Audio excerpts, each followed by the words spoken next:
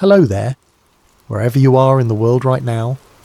I hope your day has been treating you well, whether you're listening to this in the bright morning hours, during a quiet afternoon, or perhaps in those mysterious late night hours when the world feels different somehow.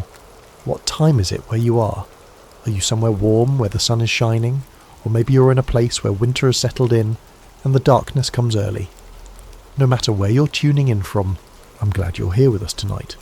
Before we dive into tonight's story, I want to remind you to subscribe to Sleep Theories if you haven't already. We bring you stories that explore the hidden corners of our world, the unexplained phenomena that make you question what's really happening behind the scenes.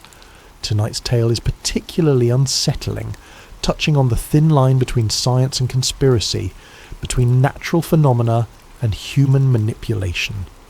So settle in, get comfortable, and let me tell you about Dr. Camden Rourke, and the discovery that would ultimately cost him everything. This is the story of Project Cybel, the HAARP protocol, and the terrifying possibility that the weather itself might not be as natural as we think. The rain hammered against the windows of the small NOAA research station in Manila with an intensity that defied meteorological explanation. Dr. Camden Rourke stood before a wall of monitors, each screen displaying satellite imagery, atmospheric pressure readings, and wind velocity measurements that painted a picture of impossible chaos. Super typhoon. Esperansa had formed in 18 hours. Not 18 days, not even 18 hours from the first signs of tropical disturbance. 18 hours from completely clear skies to a Category 5 monster that was now tearing through the Philippine archipelago with winds exceeding 200 miles per hour. Camden had been tracking tropical systems for 12 years. He had seen hurricanes develop rapidly, had witnessed the awesome power of nature when atmospheric conditions aligned perfectly. But this was different. This was wrong. The pressure gradient doesn't make sense, he muttered to himself, adjusting his wire-rimmed glasses as he studied the data streams. His fingers flew across the keyboard, pulling up historical comparisons, searching for any precedent for what he was witnessing. Dr. Sarah Chen, the station director, appeared at his shoulder. "Camden, you need to see this." Her voice carried an edge that made him look up from his screens immediately. She handed him a printed weather report, the kind of official document that would be transmitted to emergency management agencies across the region. The predicted path of Esparansa showed the storm making landfall near Tacloban, the same city that had been devastated by Typhoon Haiyan in 2013. "This is based on your modelling?" Sarah asked. Camden nodded, but his brow furrowed as he looked at the paper. Based on the atmospheric data, yes. But Sarah, look at these formation patterns. He turned back to his monitors, pulling up a time-lapse satellite loop. The eye wall developed from the outside in. I've never seen convection patterns like this. The storm's spiral arms moved with an almost mechanical precision, each band of clouds rotating at exactly the same rate. It was mesmerising and deeply unsettling. Nature was chaotic, unpredictable. This looked engineered. "Camden," Sarah's voice dropped to barely above a whisper, "I got a call from Washington an hour ago. They want you to adjust your report." "Adjust it how?" "They want you to remove any references to the anomalous formation patterns. They want the report to reflect normal tropical cyclogenesis." Camden stared at her. "But that would be falsifying data. This storm formed in a way that I've never seen before. The scientific community needs to know about this. We need to study what conditions could cause." "Camden," Sarah's voice was firm now. "This comes from the top, way above my pay grade. They're concerned about panic, about people questioning whether we can predict these storms accurately." "But we can't predict them if we don't understand them." Camden's voice rose with frustration. "Look at this electromagnetic data." He pulled up another screen showing radio frequency measurements taken during the storm's formation. "There are massive EM spikes right before the eye wall developed. That's not normal solar activity. That's not anything I've seen in nature." Sarah glanced around the research station. The other meteorologists were pointedly not looking in their direction, suddenly very interested in their own work. "Camden, please, just file the standard report. Call it rapid intensification due to favourable upper-level divergence and sea surface temperatures." Camden looked at the screen one more time. The electromagnetic signature was clear, a pattern of high-frequency pulses that had preceded the storm's formation by exactly 47 minutes. It looked almost like a signal, like someone had been broadcasting into the atmosphere right before nature went haywire. I can't do that, Sarah. I won't. 3 weeks later, Camden was escorted from the NOAA building in Silver Spring, Maryland. His security clearance was revoked, his access to research systems terminated, and his 12-year career in atmospheric science officially ended. The official reason given was failure to maintain scientific objectivity in crisis situations. The unofficial reason, whispered in hallways and discussed in hushed tones over coffee, was that Camden Rourke had asked too many questions about Super Typhoon Esparansa. By February 2026, Camden was living in a small cabin outside Juneau, Alaska, as far from tropical storms and government oversight as he could manage. The isolation suited him. He had always been more comfortable with data than with people, more at ease reading atmospheric patterns than reading social cues. But isolation couldn't quiet his scientific mind. Even here, surrounded by snow-covered peaks and glacial valleys, he found himself studying weather patterns. Old habits died hard. The aurora appeared on the night of January 13th, 2026.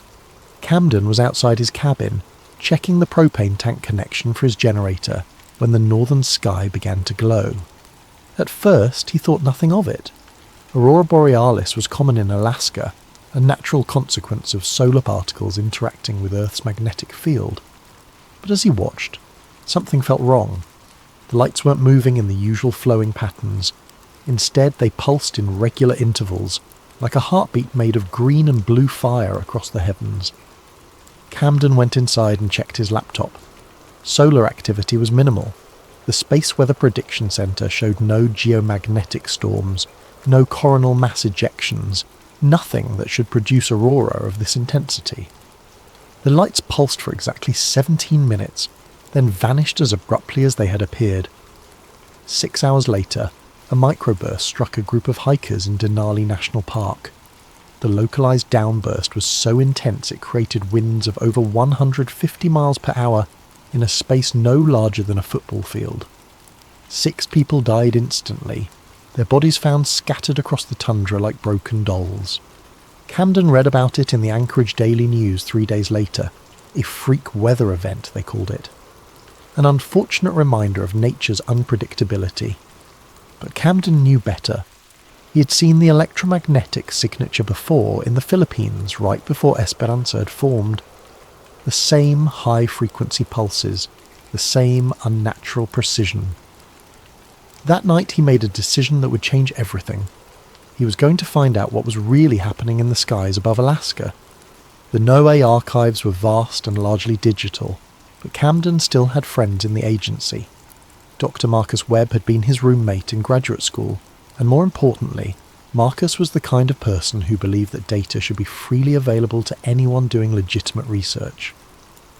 "I can give you read-only access to the historical atmospheric data," Marcus told him over an encrypted video call.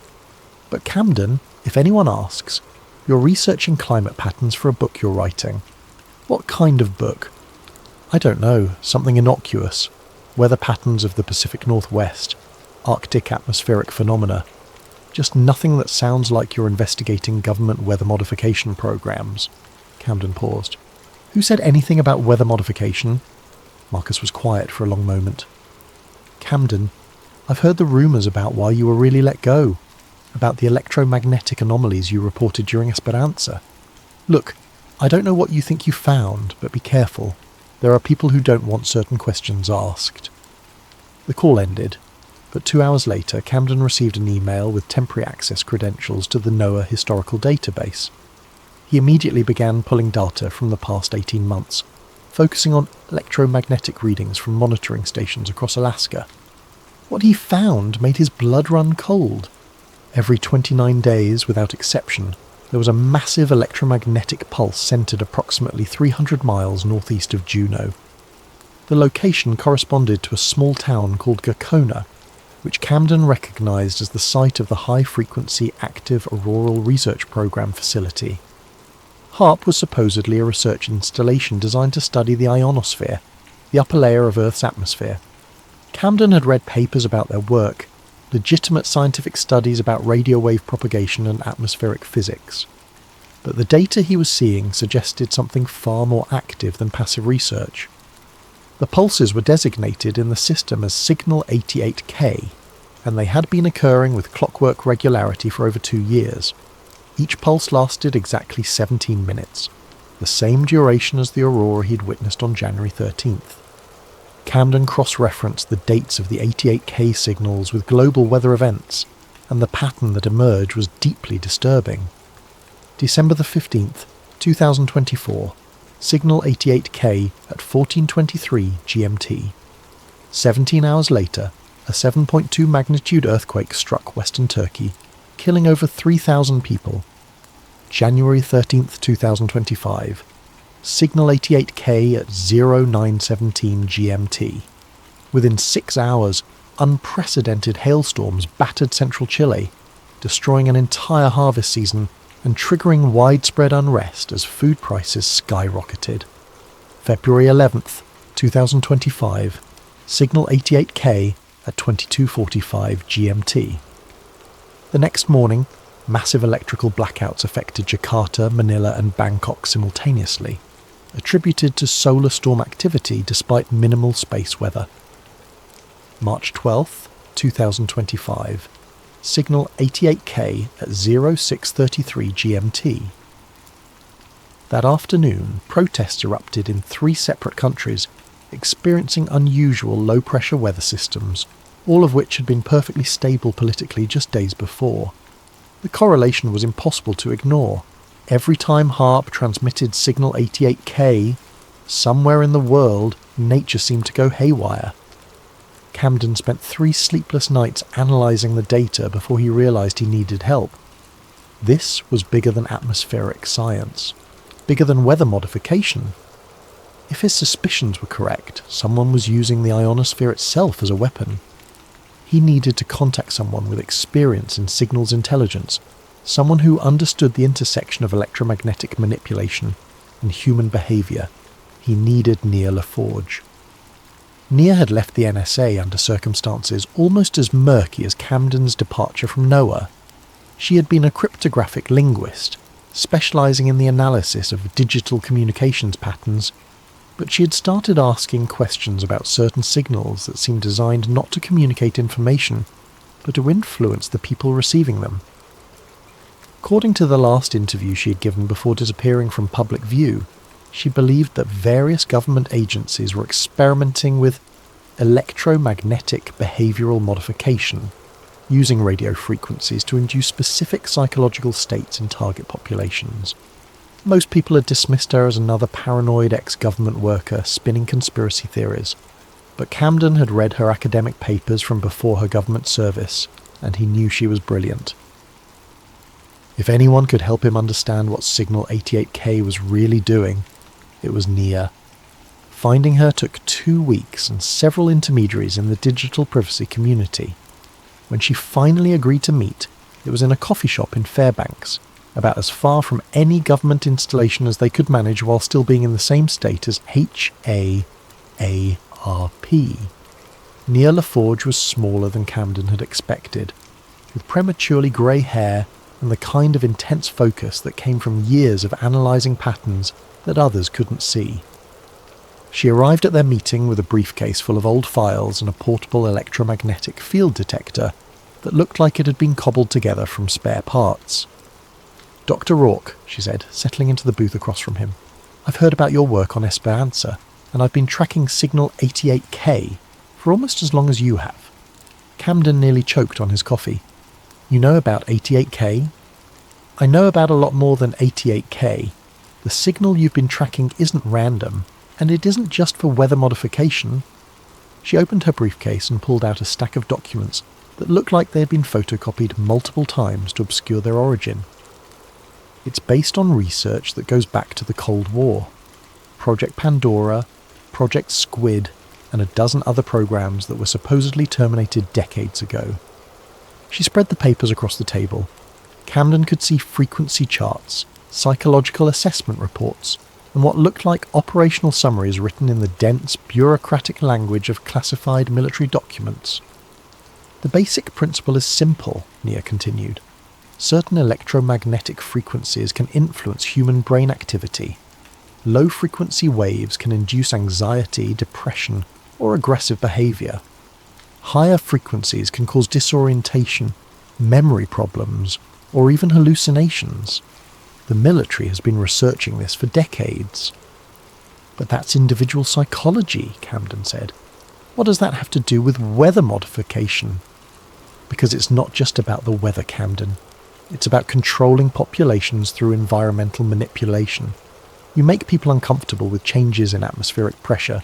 You make them agitated with subsonic frequencies. And you make them desperate by destroying their crops or their infrastructure. Then you give them a target for their anger. Camden stared at the documents. You're talking about mass mind control.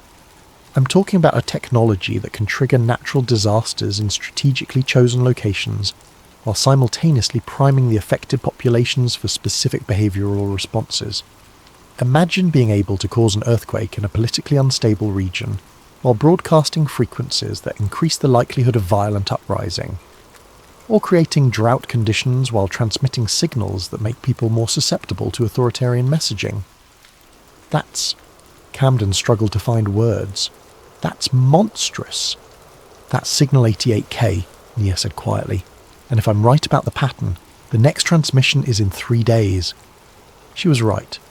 On March 15th, 2026, at exactly 11:42 GMT, Camden's monitoring equipment detected the familiar high-frequency pulse emanating from the direction of Gakona, but this time he and Nia were prepared. Using equipment borrowed from Nia's contacts in the electronic surveillance community, they had set up a triangulation array to precisely locate the source of the transmission. The signal wasn't coming from the main HAARP facility, which was supposedly shut down for maintenance. It was coming from a smaller installation about 5 miles southeast, hidden in a valley that didn't appear on any public maps. Within hours of the transmission, news reports began flooding in. A sudden hailstorm had devastated agricultural regions in Argentina, while simultaneously anti-government protests had erupted in 3 separate South American capitals. The protesters all reported feeling unusually agitated and angry, unable to explain the intensity of their emotions. Camden and Nia looked at each other across their makeshift monitoring station. They both knew they had crossed a line from speculation into dangerous territory. They weren't just tracking an unusual signal anymore. They were documenting evidence of what could only be described as a crime against humanity. We need more information, Nia said. We need to know who's behind this and what their ultimate goal is. How do we do that? We need to find someone on the inside, someone who knows about the real purpose of these installations. She pulled out a satellite phone that looked military surplus. I think I know someone who might be able to help us. The drive to Barrow took them through some of the most desolate landscape Camden had ever seen. Snow-covered tundra stretched to the horizon in every direction, broken only by the occasional cluster of buildings or abandoned industrial structure. It was the kind of place where secrets could be buried and forgotten, where people could disappear without anyone asking too many questions. Nia had been cryptic about their contact, referring to him only as Valence, and explaining that he was a former technician who had worked on classified atmospheric research projects in the 1990s. He had reached out to her through encrypted channels after reading some of her early articles about electromagnetic behavioural modification. He's paranoid, but he has good reason to be, Nia explained as they drove through the endless white landscape. 3 of his former colleagues have died in the past 5 years. Car accidents, heart attacks, a hunting mishap. All men in their 40s and 50s with no history of health problems. You think they were killed? I think they knew something that certain people didn't want them to know. They met Valence at an abandoned weather station 20 miles outside Barrow. He was a lean man with prematurely white hair and the kind of 1,000-yard stare that Camden associated with people who had seen too much. He arrived in a battered pickup truck and insisted on checking both Camden and Nia for electronic devices before he would speak to them. "I've been following your work, Dr. Leforge," he said once he was satisfied they weren't recording the conversation. You're closer to the truth than you know, and that makes you more dangerous than you realise." "What truth?" Camden asked. Valance studied him for a long moment. The truth about what HAARP really is, about what it was always designed to do.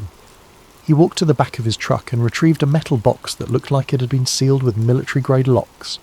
"I brought you something, but once you see this, there's no going back. Are you sure you want to know?" Camden and Nia exchanged glances.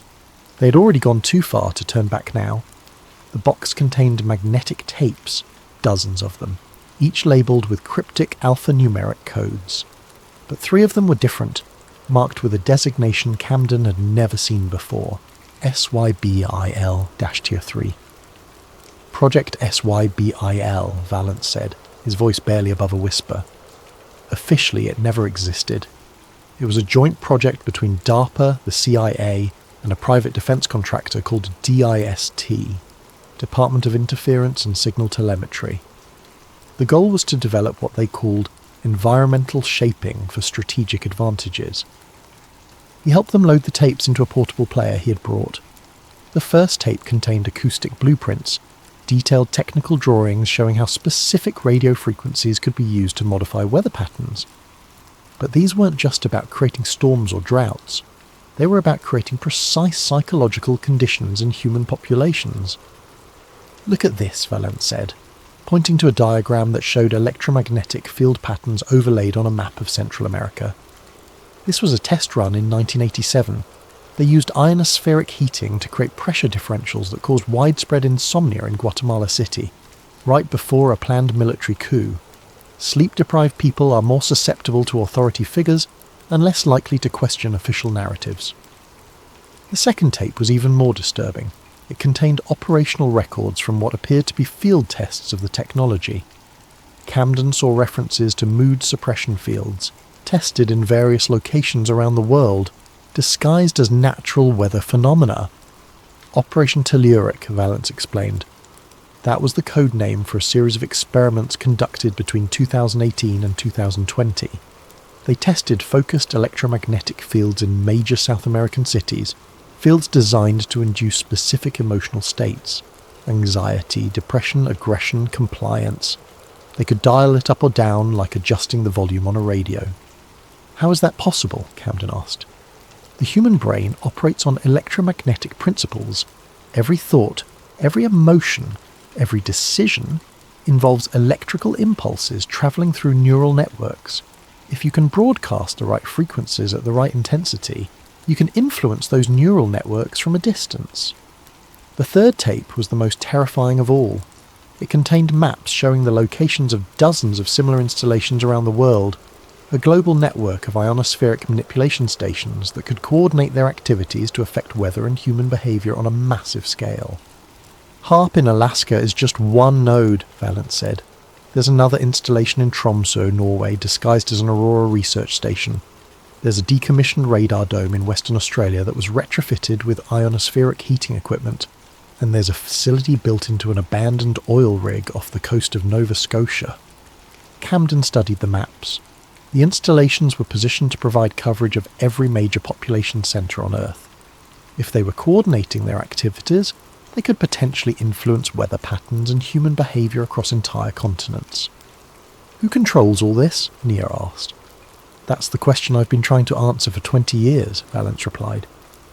DIST was supposedly dissolved in 1994, but the technology was transferred to other agencies.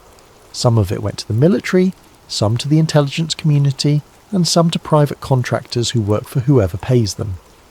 He pulled out a final document, a personnel roster that looked like it had been copied from an internal government database. Camden recognised some of the names: atmospheric scientists, electromagnetic researchers, military officers, but one name stood out: Dr. Amanda Trask, listed as Director of Operations for DIST. Trask was the one who developed the original psychological targeting protocols, Valance explained. She figured out how to use ionospheric heating not just to modify weather, but to modify human behaviour on a mass scale. After DIST was officially disbanded, she disappeared from public view, but I have reason to believe she's still involved in the project. "Where is she now?" Camden asked. That's what you need to find out, because if Cybel is still operational, and if someone is using it to manipulate global events, then Trask is probably the key to understanding how it all works. Camden and Nia spent the next 3 hours going through the tapes, copying as much information as they could onto encrypted drives. The picture that emerged was of a decades-long project to develop the ultimate weapon of social control, a technology that could shape human civilization itself by manipulating the very environment people lived in. As they prepared to leave, Valance grabbed Camden's arm. Be careful who you trust. Cybel isn't just a research project anymore. It's an operational system, and there are people who will kill to protect it. My former colleagues learned that the hard way. Why are you helping us? Nia asked. Valance was quiet for a long moment, staring out at the frozen landscape. Because I helped build it. I spent years thinking I was working on defensive weather modification, ways to protect American cities from hurricanes and tornadoes. I didn't realise until it was too late that we were building something that could be used to control entire populations. He looked back at them. I can't undo what I helped create, but maybe I can help you stop it. As they drove back toward Fairbanks, Camden couldn't shake the feeling that they were being watched. The empty tundra suddenly seemed full of hidden observers, and every vehicle they passed felt like a potential threat. What do we do now? He asked Nia. Now we find Dr. Amanda Trask, she replied, and we find out who's really running Cybel. Dr. Amanda Trask had not been easy to find. In fact, according to every official record Camden and Nia could access, she had died in a car accident in 1998, 7 years before HAARP had even become fully operational. But Valance had been certain she was still alive, and after 2 weeks of digging through military contractor databases and cross-referencing personnel transfers, they had found traces of her. A consulting contract with a company called Atmospheric Dynamics International, a research paper on ionospheric manipulation published under a pseudonym, a patent application for electromagnetic behavioural modification systems filed through a shell corporation. The trail led them to a small town in Montana, where ADI maintained what appeared to be a modest research facility. From the outside, it looked like any other corporate office building, complete with a parking lot full of sensible sedans and a sign advertising environmental consulting services. But Nia's electromagnetic detection equipment was going crazy. There's a massive transmitter array somewhere on this property, she said, studying the readings on her portable scanner. The electromagnetic signature is off the charts. They had parked on a hill overlooking the facility, using binoculars to observe the comings and goings of personnel. Most of the people entering and leaving the building looked like typical office workers, but Camden noticed that many of them wore ID badges with unusual security features, the kind of high-tech identification used by defence contractors working on classified projects. There, Nia said, pointing toward the building's entrance, the woman in the grey suit. Camden adjusted his binoculars and focused on the figure Nia had indicated. She was probably in her 60s, with silver hair and the kind of purposeful stride that suggested authority. Even from a distance, there was something about her bearing that commanded attention. You think that's Trask? I think that's someone who knows about Trask. Look at how the other personnel defer to her. They watched as the woman in grey entered the building, followed by 2 men in dark suits who had the unmistakable bearing of security operatives. Whatever was happening inside that facility, it was clearly more important than environmental consulting. That night, Camden made a decision that would have seemed impossible to him just months earlier. He was going to break into a classified government facility. This is insane, Nia said as they prepared their equipment. If we get caught, we're not just talking about criminal charges. People who interfere with projects like this have a tendency to disappear. People are already disappearing, Camden replied. Valance's colleagues, probably others who got too close to the truth. How many more will die if we don't find out what Cybel is really doing? They waited until 3 a.m. when the facility appeared to be minimally staffed. Nia's experience with electronic surveillance had taught her how to bypass most commercial security systems, and the ADI building used surprisingly conventional technology for a facility that housed such advanced research. The first floor was exactly what Camden had expected. offices, conference rooms and reception areas that could have belonged to any consulting firm. But the elevator required a special keycard to access the lower levels, and that's where they knew the real work was being done. Nia produced a device that looked like a cross between a smartphone and a circuit board. Electronic lock picker, she explained. NSA surplus. Within minutes she had the elevator operating. The basement level was a completely different world. Instead of corporate offices, they found laboratories filled with electromagnetic transmission equipment, banks of computers running atmospheric modelling software, and walls covered with global weather maps marked with cryptic notations. "Jesus," Camden whispered as he studied one of the maps. Red pins marked locations around the world, each one corresponding to a date and a brief description. Jakarta flooding, March 3rd, Australian bushfires, March 10th, tornado outbreak in Oklahoma, March 17th. "They're not predicting these events," Nia said, reading over his shoulder. "They're planning them." The laboratory's computer system was secured, but Nia had brought tools for that as well. While she worked on accessing the electronic files, Camden explored the physical documents left scattered around various workstations. What he found confirmed their worst fears. Cybel wasn't just a research project or even a weapon system. It was an ongoing operation designed to reshape global political and economic conditions through controlled environmental manipulation. The documents described a concept called environmental statecraft, the use of weather modification and electromagnetic behavioural influence to achieve strategic objectives without conventional military intervention. Need to destabilise a hostile government, create drought conditions that lead to food shortages and civil unrest, want to influence an election, use subsonic frequencies to increase anxiety levels in specific demographic groups. "Camden, you need to see this," Nia called from the computer terminal. She had managed to access what appeared to be an operational database, showing real-time status reports from installations around the world. The HAARP facility in Alaska was just one part of a global network that was actively manipulating weather patterns and human behaviour on every continent. The installation in Norway was currently generating low-pressure systems designed to increase depression rates in Scandinavia. The Australian facility was creating electromagnetic fields intended to suppress cognitive function in major urban areas. The Nova Scotia rig was broadcasting frequencies calibrated to increase aggression levels in the eastern United States. It's not random, Camden realised as he studied the data. There's a pattern.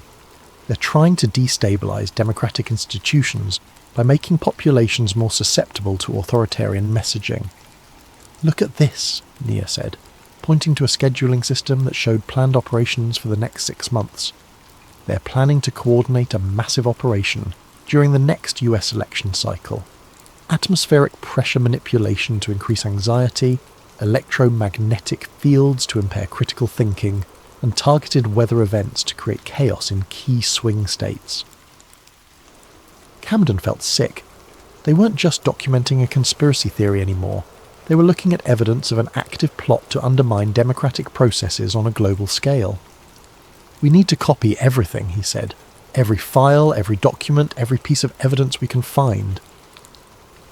But as Nia began downloading data from the system, alarms began blaring throughout the facility.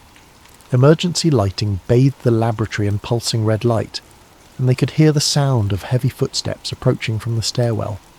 "Time to go," Nia said, grabbing the portable drives containing the downloaded data. They made it to the elevator just as the first security operatives reached the basement level. Camden caught a glimpse of men in tactical gear carrying weapons that looked like they belonged in a science fiction movie rather than a corporate security force. The elevator ride to the ground floor felt like it took forever, but they made it to the parking garage without being spotted. Camden's hands were shaking as he started the car, and he could see in the rearview mirror that the entire facility was now flooded with light, as security teams searched for the intruders. They were 3 miles away when Nia finally spoke. "Did you see the signature on those operational orders?" Camden shook his head, focused on putting as much distance as possible between them and the ADI facility. "A. Trask, DISC director. She's not dead, Camden. She's still running the program." As they drove through the Montana darkness, Camden realised that they had stumbled onto something far bigger than weather modification or even mind control. They had uncovered evidence of a shadow organisation that was actively reshaping human civilization itself, using the planet's own atmospheric systems as tools of social control. And somewhere out there, Dr. Amanda Trask was orchestrating it all. The safe house was a cabin in the Cascade Mountains, far enough from any major city to be off most surveillance grids, but close enough to Seattle to maintain internet connectivity. Nia had arranged it through contacts in the digital privacy community, people who understood the importance of staying invisible when powerful interests wanted you found. Camden had spent the past week analysing the data they had stolen from the ADI facility, and the picture that emerged was even more terrifying than he had imagined. Cybel wasn't just an experimental program, it was a fully operational system for global social control that had been active for over a decade. "Look at this correlation," he said, pointing to a chart he had created showing electromagnetic transmissions from HAARP installations plotted against major world events. Every significant political upheaval in the past 5 years corresponds to a period of increased ionospheric heating activity. The Arab Spring, Brexit, the rise of populist movements across Europe and South America, political polarization in the United States. All of it had been preceded by specific patterns of electromagnetic transmission designed to influence human behaviour on a mass scale. "They're not just responding to world events," Nia said. "They're creating them." The most disturbing revelation was the scope of the operation. The documents they had recovered showed that Cybel had evolved far beyond its original Cold War mission of targeting enemy populations. It was now being used to influence domestic politics in dozens of countries, including the United States. The American people are being subjected to the same psychological manipulation techniques that were originally developed for warfare, Camden said. Our own government is treating its citizens as enemy combatants. But the question that haunted both of them was who was ultimately controlling the system. The operational orders they had seen were signed by Amanda Trask, but Trask was officially a private contractor. Someone higher up the chain of command was making the strategic decisions about when and where to deploy Cybel's capabilities. The answer came in the form of an encrypted message that appeared on Nia's secure communication system 3 days later. The sender identified himself only as Valance, but the message contained information that could only have come from someone with high-level access to classified systems. Cybel operational control has been transferred to a joint task force based at CIA headquarters in Langley, the message read. Primary coordination through a unit designated as Climate Operations Division. Recommend immediate investigation of signal routing from HAARP installations to determine central command structure. He wants us to trace the signals back to their source, Nia said. That means going back to Alaska, Camden replied, to the HAARP facility itself. The journey back to Alaska felt different this time. Camden and Nia were no longer curious researchers investigating anomalous weather patterns. They were fugitives from a shadow war being fought with invisible weapons, carrying information that could expose one of the most dangerous programs in human history. They approached the HAARP facility during a solar minimum, when natural electromagnetic activity would be at its lowest point. This would make any artificial signal stand out clearly against the background noise of the ionosphere. The main HAARP installation consisted of 180 antennas arranged in a grid pattern across several acres of Alaskan wilderness.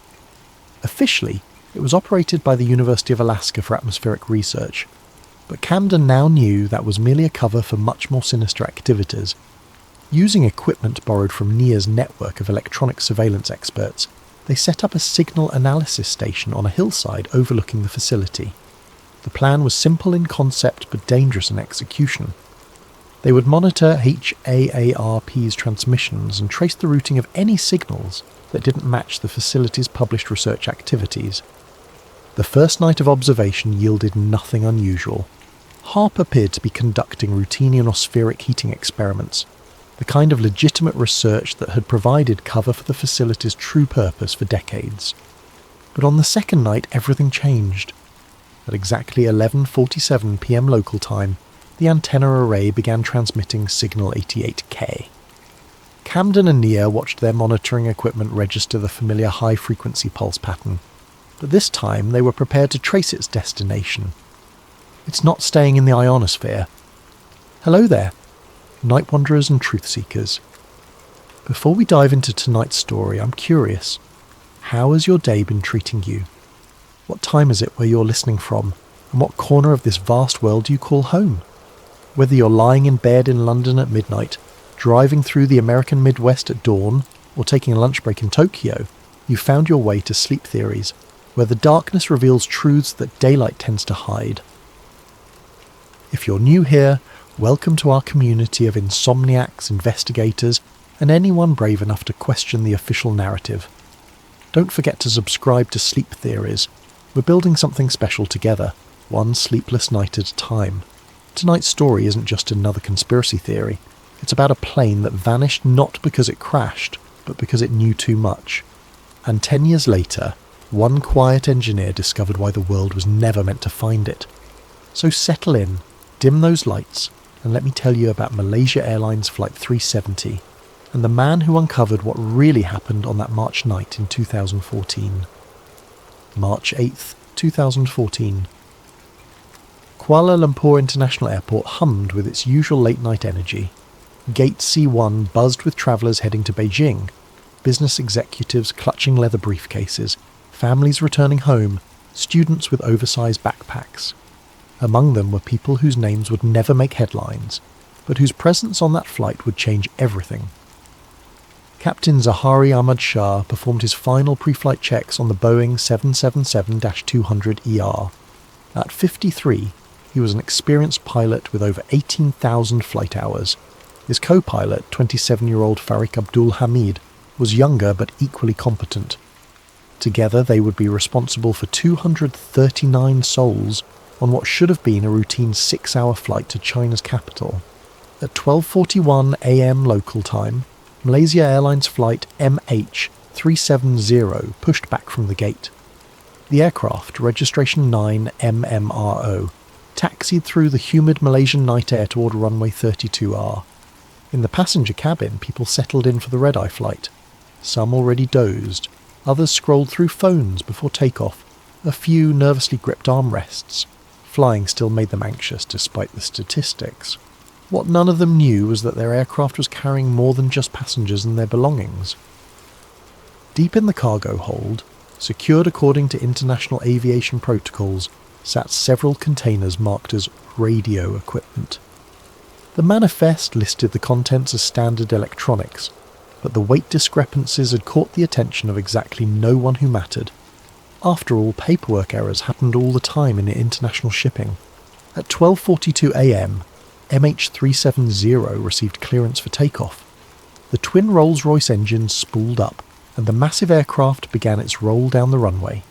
Seconds later, it lifted into the warm South China Sea air, climbing toward its cruising altitude of 35,000 feet. The lights of Kuala Lumpur fell away below as the plane turned northeast toward Vietnam airspace. For the next 37 minutes, everything proceeded normally. The aircraft followed its designated route, maintaining regular radio contact with air traffic control. Passengers settled into sleep or entertainment systems. Flight attendants moved through the cabin with practiced efficiency, offering beverages and checking on passenger needs. At 1:07 a.m, as MH370 crossed into Vietnamese airspace, Captain Zahari made routine contact with Kuala Lumpur ATC, Malaysian 370, maintaining flight level 350. His voice was calm, professional, betraying nothing unusual. 12 minutes later, at 1:19 a.m, came the final transmission that the world would hear. "Good night, Malaysian 370. The voice was relaxed, almost casual. Controllers assumed it was Captain Zahari, though later analysis would raise questions about the speaker's identity. Those 4 words would be dissected by investigators for years to come, searched for hidden meanings, stress indicators, coded messages, but in that moment they seemed utterly routine. 2 minutes after that final transmission, something extraordinary happened. The aircraft's transponder, the device that broadcasts the plane's identity, altitude and position to radar systems went silent. Modern commercial aircraft don't simply lose their transponders. The system has multiple redundancies, backup power supplies, and is designed to continue operating even during significant electrical failures. But MH370's transponder didn't fail, it was turned off. What happened next defied everything aviation experts thought they knew about aircraft behaviour. Instead of continuing northeast toward Beijing, MH370 made a sharp left turn. The massive Boeing 777 banked west, then northwest, flying back across the Malay Peninsula. It was as if the aircraft had suddenly developed its own agenda. Malaysian military radar, which unlike civilian radar can track aircraft without transponder signals, detected the aircraft crossing back over Malaysia. The plane flew over Penang, Captain Zahari's hometown, at approximately 1:52 a.m. It maintained a steady altitude and speed, suggesting someone was still very much in control of the aircraft. But here's where the official story becomes murky. Malaysian military controllers, watching this unidentified aircraft cross their airspace in the middle of the night, assumed it was a friendly military flight that had forgotten to coordinate with civilian air traffic control. They made no attempt to intercept or identify the aircraft. In post-9/11 aviation security, this level of assumption was either incompetent or deliberate. The last confirmed radar contact with MH370 came at 2:22 a.m, when the aircraft was detected northwest of Penang Island, flying toward the Andaman Sea. After that, the plane vanished from conventional radar coverage, but satellites don't lie, and they don't sleep. The Inmarsat satellite network, a British-operated constellation providing global communications coverage, continued to receive automated handshake signals from MH370's satellite communication system. These weren't voice communications or data transmissions. They were the digital equivalent of a heartbeat, confirming that the aircraft's systems were still powered and attempting to maintain connection. These satellite pings would continue for another 6 hours, until 8:11 a.m. Malaysian time. By analysing the Doppler shift in these signals, the same phenomenon that makes an ambulance siren change pitch as it passes, investigators determined that MH370 had flown south into the Indian Ocean. The official conclusion became gospel. MH370, for reasons unknown, had flown on autopilot until fuel exhaustion, then crashed somewhere in the southern Indian Ocean. It was a tragedy, a mystery, but ultimately an accident. The largest and most expensive search operation in aviation history began. Ships and aircraft from multiple nations scoured 120,000 square kilometres of ocean. Families grieved, experts theorised, conspiracy theorists speculated, and gradually the world moved on to other crises and mysteries. But some people never stopped asking questions, and 10 years later, one of those people would discover that everything the world had been told about MH370 was a carefully constructed lie. Toulouse, France, October 2024. Émile Charvet had always been drawn to patterns others missed.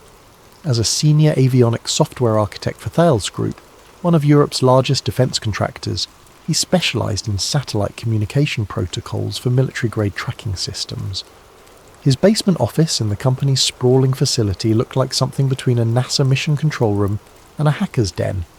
Multiple monitors displaying cascading data streams, whiteboards covered in equations, and towers of technical manuals that seemed to defy gravity. At 42, Émile was the kind of engineer who read technical specifications for relaxation and found poetry in elegant code. His colleagues respected his expertise, but often found his obsessive attention to detail exhausting. Émile didn't mind their distance. He preferred the company of data to people anyway. That October morning, Émile was testing new compression algorithms for military satellite tracking when his supervisor dropped an unusual request on his desk. The European Space Agency wanted Thales to review historical satellite data for potential improvements to their tracking protocols. As a test case, they'd provided 10 years' worth of archived Inmarsat logs, including data from several high-profile aviation incidents. "Just run the standard analysis," his supervisor had said. "Look for inefficiencies in the ping protocols, compression ratios, that sort of thing. Should be straightforward." Emil nodded and accepted the assignment, but straightforward wasn't in his vocabulary. As he loaded the historical data into his analysis software, one dataset immediately caught his attention: the MH370 satellite logs. He'd followed the case peripherally when it happened, like most people around the world. A plane vanishes, massive search, no definitive answers. Tragic but not unusual in the grand scheme of aviation accidents. But now, looking at the raw satellite data through the lens of his specialised knowledge, Emil began to see discrepancies that troubled him. The first anomaly was subtle, tiny variations in the ping timing that were inconsistent with the official flight path analysis. Inmarsat had concluded that MH370 flew south based on Doppler shift calculations, but Emil's analysis suggested something different. The timing variations indicated periods where the aircraft's satellite communication system was cycling between different signal states, almost as if it was being jammed and then allowed to reconnect. Emil spent the next 3 days diving deeper into the data. He cross-referenced the MH370 pings with other aircraft communications from the same time period, looking for patterns. What he found made him question everything he thought he knew about the case. The satellite logs showed clear evidence of signal ghosting, a signature that occurred when aircraft communications were being intercepted and rebroadcast by sophisticated electronic warfare systems. It was a technique Emil knew well from his work on military projects, but seeing it in civilian aviation data was unprecedented. Signal ghosting required military-grade equipment and expertise. It wasn't something that could be accomplished by hijackers or suicidal pilots. This was the work of a nation-state with advanced electronic warfare capabilities. Emil began mapping the ghosted signals against known military installations in the Indian Ocean region. The pattern that emerged was chilling. The signal trail, when properly decoded, didn't point toward the southern Indian Ocean crash site that had been the focus of the massive search operation. It pointed toward Diego Garcia. Diego Garcia was a small atoll in the British Indian Ocean Territory that housed one of America's most strategic military bases. The island, leased to the United States by Britain, served as a launching point for military operations across the Middle East and Asia. It was also one of the most secretive installations in the US military network, with access strictly controlled and media coverage virtually non-existent. Emil stared at his analysis results for a long time. If he was right, if the signal ghosting was real, then MH370 hadn't crashed in the southern Indian Ocean. It had been electronically hijacked and directed to a US military base. But why?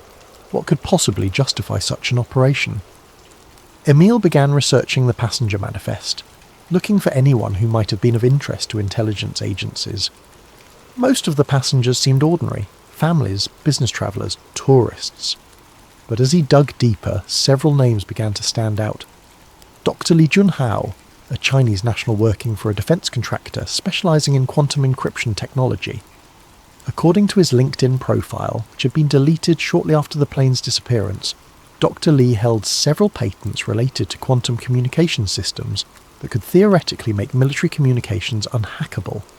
Even more intriguing were the 20 employees of Freescale Semiconductor who were aboard the flight. Freescale was a major supplier of electronic components to the defence industry, and these particular employees were involved in developing advanced radar and communication systems. They were travelling to Beijing to meet with potential Chinese partners about technology licensing deals. Emil's engineering mind began connecting the dots. In 2014, tensions between the United States and China over technology transfer and cyber warfare were escalating. The Obama administration had been increasingly concerned about Chinese acquisition of sensitive American technologies, particularly in the defence and aerospace sectors. If the cargo manifest's radio equipment actually contained prototype technology, if Dr. Li was carrying quantum encryption research, if the Freescale employees were about to share advanced radar technology with Chinese partners, suddenly MH370 became much more than a passenger flight. It became a national security threat. But Emil knew he needed more evidence before he could take his theory seriously, let alone share it with anyone else. Signal ghosting could have other explanations. The passenger connections might be coincidental, He needed proof. That proof came from an unexpected source. Emil's investigation might have ended there, with theories and suspicions but no concrete evidence, if not for a message that appeared in his encrypted email one November morning. The sender identified himself only as Sundown, and the message was brief. "I understand you've been asking questions about Malaysian 370. Meet me in the archives." The archives referred to a secure peer-to-peer forum used by aviation professionals to share technical information and occasionally sensitive industry gossip. Emil had been a member for years, but rarely posted. Somehow, Sundown knew about his research. When Emil logged into the forum that evening, he found a private message waiting for him.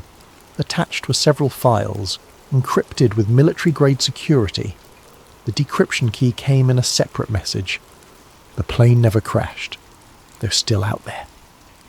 Emil's hands shook as he decrypted the files. What he found was a trove of classified documents that painted a picture far more complex and disturbing than his signal analysis had suggested. The first document was a partial transcript of communications between Malaysian Air Traffic Control and an unidentified military aircraft on the night of March 8th, 2014.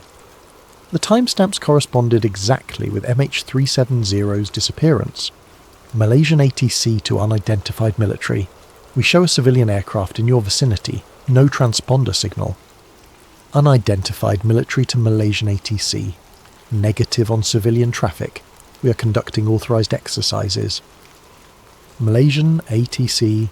Roger. Malaysian 370 is no longer on our scope. Unidentified military. Understood. Continuing exercise protocols. The second document was even more revealing. A fragment of what appeared to be a US Air Force debriefing report. Most of the text was redacted, but several paragraphs remained readable. Operation Nightshade proceeded according to protocol. Asset MH370 was successfully diverted using electronic warfare countermeasures. Cargo recovery was completed at 0347 local time. Passenger processing initiated per previous authorizations. Technology packages recovered included quantum encryption prototypes, Lee container, advanced radar components, Freescale shipment, unspecified electronics, container 7A, weight discrepancy noted. Asset disposition, recommend standard maritime protocols for wreckage distribution. Southern Indian Ocean provides adequate depth for permanent concealment. Emil read the document 3 times before its implications fully sank in. If this was real, MH370 hadn't been hijacked by terrorists or crashed due to pilot suicide. It had been intercepted by the US military as part of a planned operation to prevent sensitive technology from reaching China. But what about the passengers? What did passenger processing mean? The third document provided a chilling answer. It was a medical manifest from Diego Garcia dated March 9th, 2014, one day after MH370's disappearance. The document listed 239 individuals receiving emergency medical evaluation following an aircraft emergency. Most of the names were redacted, but several remained visible, including Dr. Lee Jun-hao and 5 of the Freescale engineers. Next to each name was a medical status code. Emil looked up the military medical codes online. Most indicated transferred to secondary facility. But 5 names, including Dr. Lee, were marked Decon 7, a code Emil couldn't find in any public military manual. The final document was the most disturbing of all. It was a brief memo from someone identified only as CENTCOM-3 to NRO-Pacific. Nightshade assets have been processed according to protocol. Technology packages secured and transferred to appropriate research facilities. Human assets have been integrated into ongoing intelligence operations where applicable. Recommend continuation of civilian search operations to maintain operational security. Debris placement will commence per attached schedule to support official narrative. All personnel involved in Nightshade operations have been briefed on classification requirements. Any unauthorized disclosure will be handled according to existing protocols. Emil sat in his dark office staring at the documents on his screen. If they were authentic, they described not just the interception of a civilian aircraft, but the kidnapping and possible murder of 239 innocent people to prevent technology transfer to China. He tried to rationalise it. Maybe the documents were fake, created by conspiracy theorists or foreign intelligence services trying to embarrass the United States. Maybe his signal analysis was wrong. Maybe there was an innocent explanation for everything. But deep down, Emil knew he was looking at the truth. The next morning he received another message from Sundown. "Meet me tonight. You need to see the rest." The meeting location was a small cafe in Toulouse's old quarter, far from the aerospace industry facilities where anyone might recognise Emil. He arrived early, nursing a coffee and watching the door with a paranoia that had been growing since he'd first seen Sundown's documents. The man who approached his table looked nothing like Emil had expected. Mid-50s, grey hair, wearing a worn leather jacket and carrying a newspaper like a tourist. He could have been anyone. A retired teacher, a shop owner, someone's grandfather. Only his eyes gave him away. They were the careful, watchful eyes of someone who had lived with dangerous secrets. "You're Charvet," the man said, sitting down without invitation. "I'm Robert. That's not my real name, but it'll do." Emil nodded. "Sundown, I assume." "I was a communications officer with the RAF, stationed at various places you've never heard of, doing things I can't discuss. Officially I retired in 2016. Unofficially, some of us never really retire from the work." Robert ordered coffee and studied Emil carefully. "You've seen the documents. What do you think?" "I think they're either the most elaborate fake in history, or they describe a war crime," Emil replied. "No fake. I was part of the communication network that night.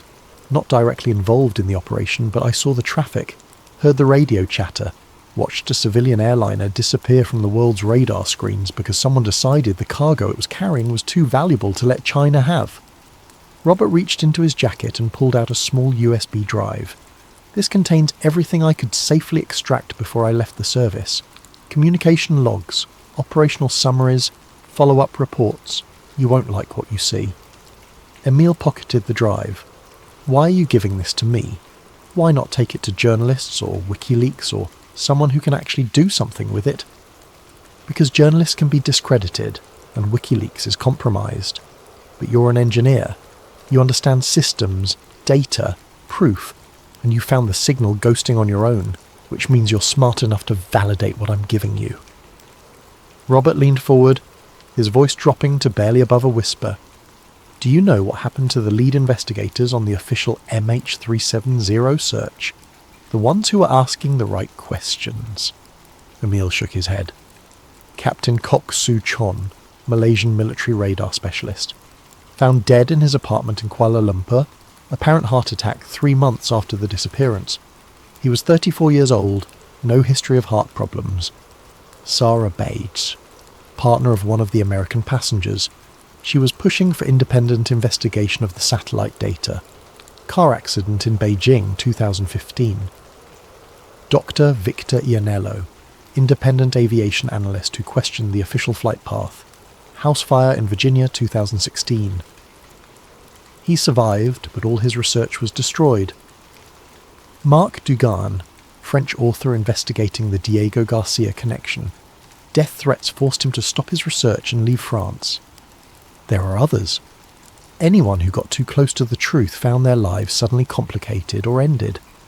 Emil felt a chill that had nothing to do with the November air. And you think I'm next? I think you're asking the right questions, and that makes you dangerous to people who have killed to keep this secret. But you also have something the others didn't. Technical expertise they can't easily discredit and access to systems they can't easily monitor.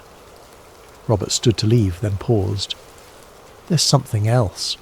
The families of the passengers, they deserve to know. Some of those people might still be alive.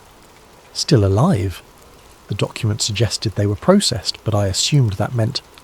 I don't know what it meant, but 5 years after MH370 disappeared, I intercepted communications mentioning Nightshade assets being transferred to a research facility in Nevada. Asset numbers matched passenger manifest positions. With that, Robert walked away, leaving Emil alone with his coffee and a USB drive that contained enough evidence to topple governments or get him killed. That night, Emil went through the new files methodically. The picture they painted was even darker than he'd imagined.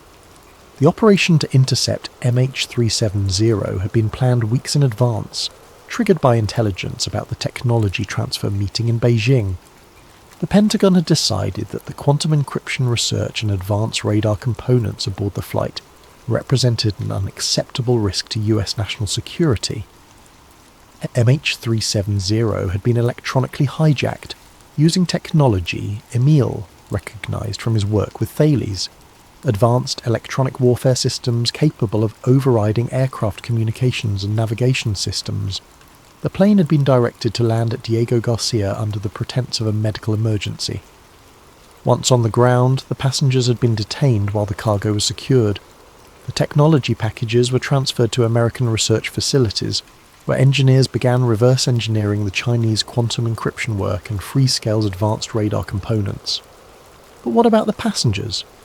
The files suggested that some, particularly those with technical expertise, had been offered a choice: cooperation in exchange for new identities and comfortable lives in US protection, or indefinite detention as enemy assets.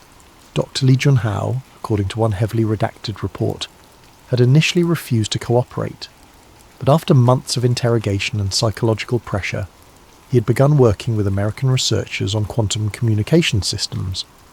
His family in China believed he was dead, killed in an airline accident.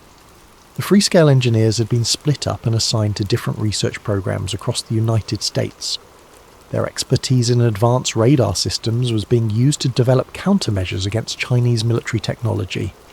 Other passengers with no strategic value had been held at a detention facility on Diego Garcia, then gradually transferred to other locations. Some had been given new identities and relocated to remote areas of the United States or its allies, with the understanding that any attempt to contact their families would result in their disappearance. The most chilling document in the collection was a psychological evaluation report on several passengers, noting their adaptation to their new circumstances and their likelihood of maintaining operational security. It read like a livestock assessment. As for the official search operation, it had been an elaborate piece of theatre designed to give the appearance of international cooperation while ensuring that the wreckage would never be found. The debris that had washed up on various shores was real. Pieces of MH370 that had been deliberately scattered by military submarines to support the crash narrative.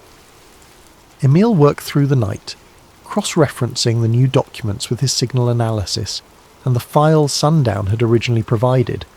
Everything fit together with the terrible precision of a well-planned operation. By dawn, he had compiled enough evidence to prove that MH370 had been the target of a military operation that had resulted in the kidnapping and possible murder of 239 innocent people. The question now was what to do with that knowledge. Emil spent the next 2 weeks carefully planning his revelation.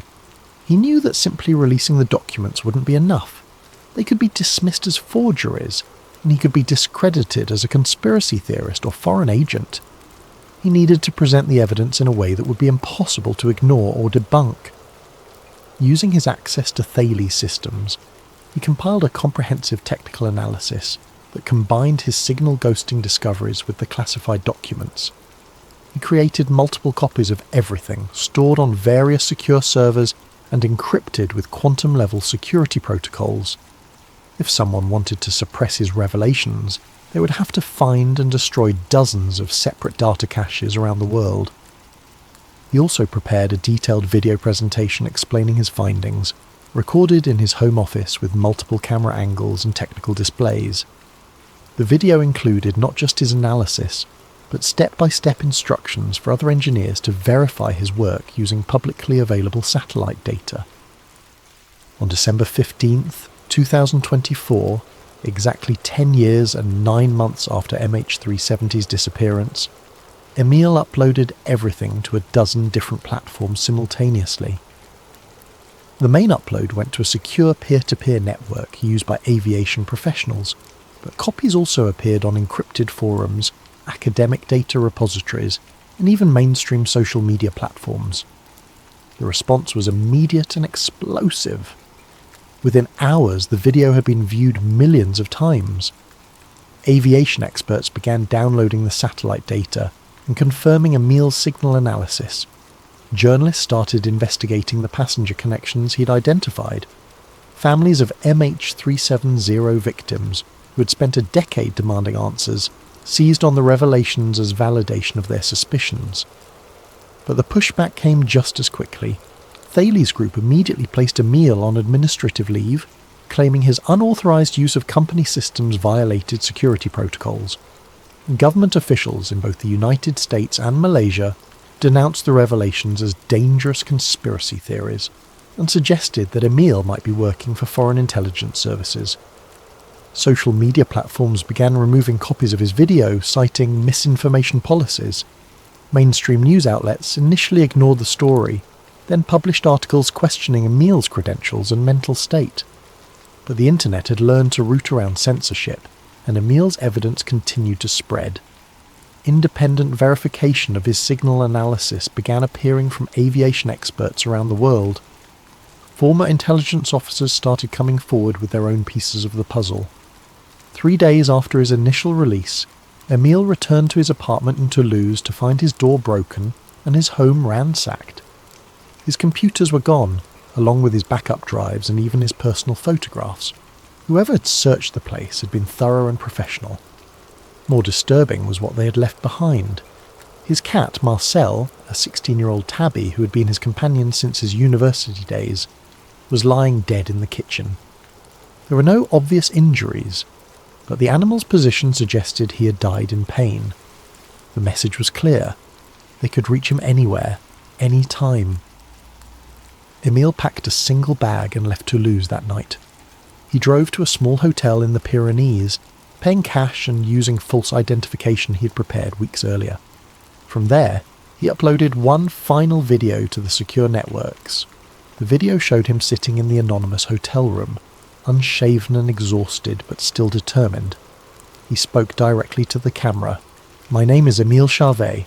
I'm a French avionics engineer, and 3 days ago I revealed evidence that Malaysia Airlines Flight 370 was intercepted by the United States military to prevent sensitive technology from reaching China.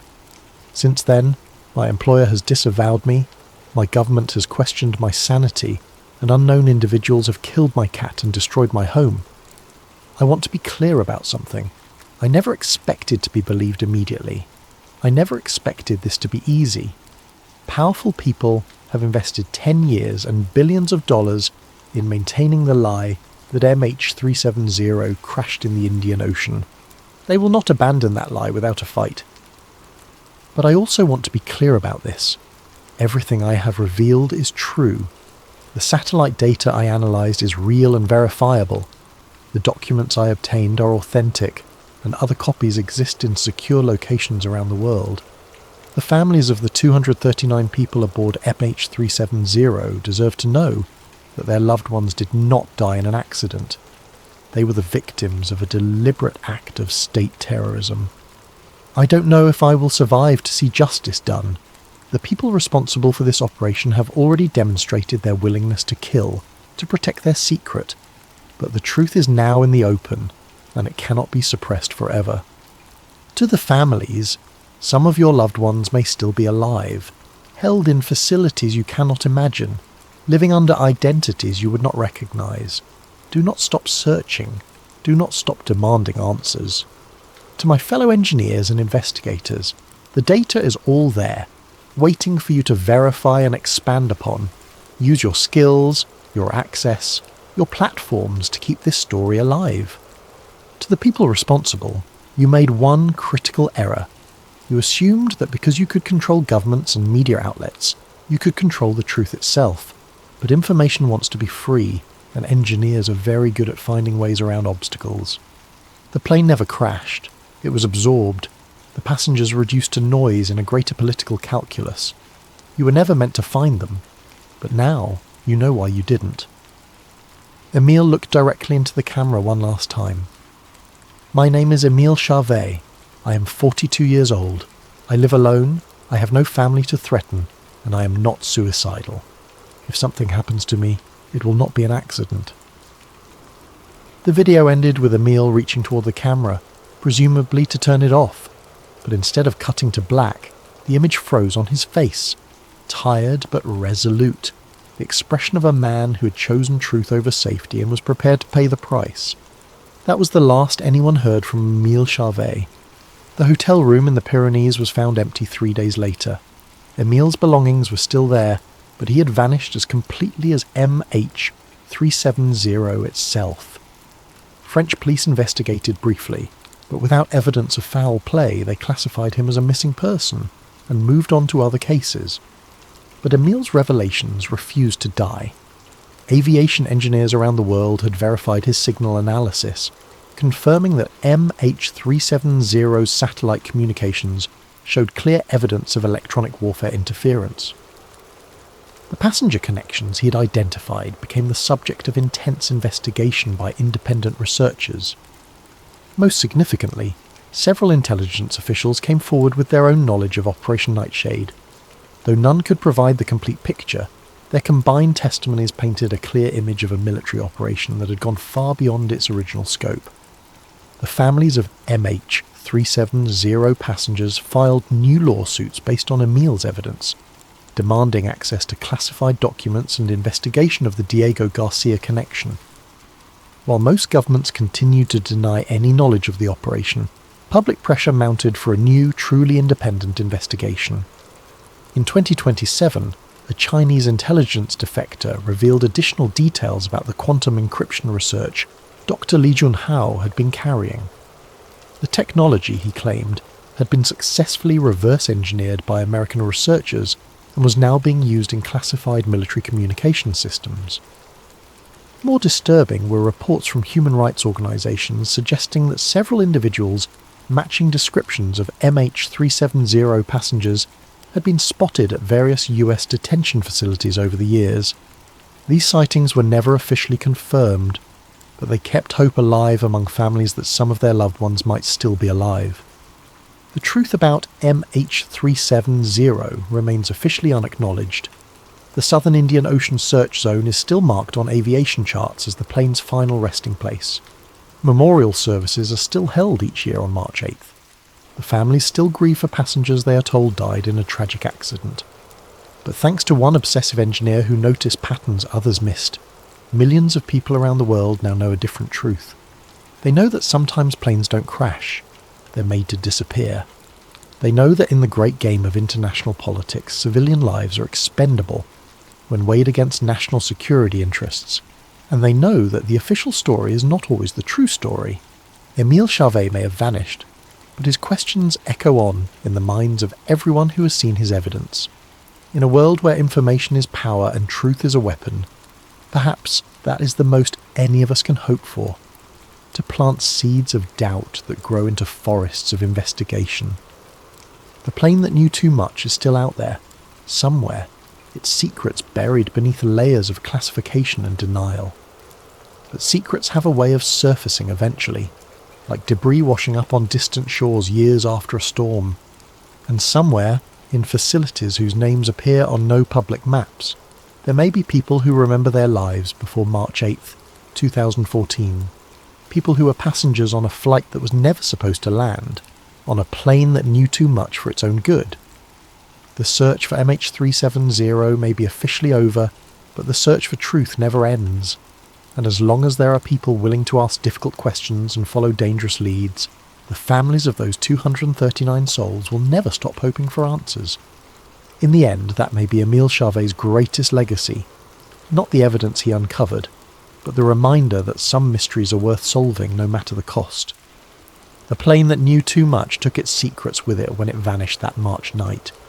But one quiet engineer made sure those secrets wouldn't stay buried forever, and that, perhaps, is the most important truth of all.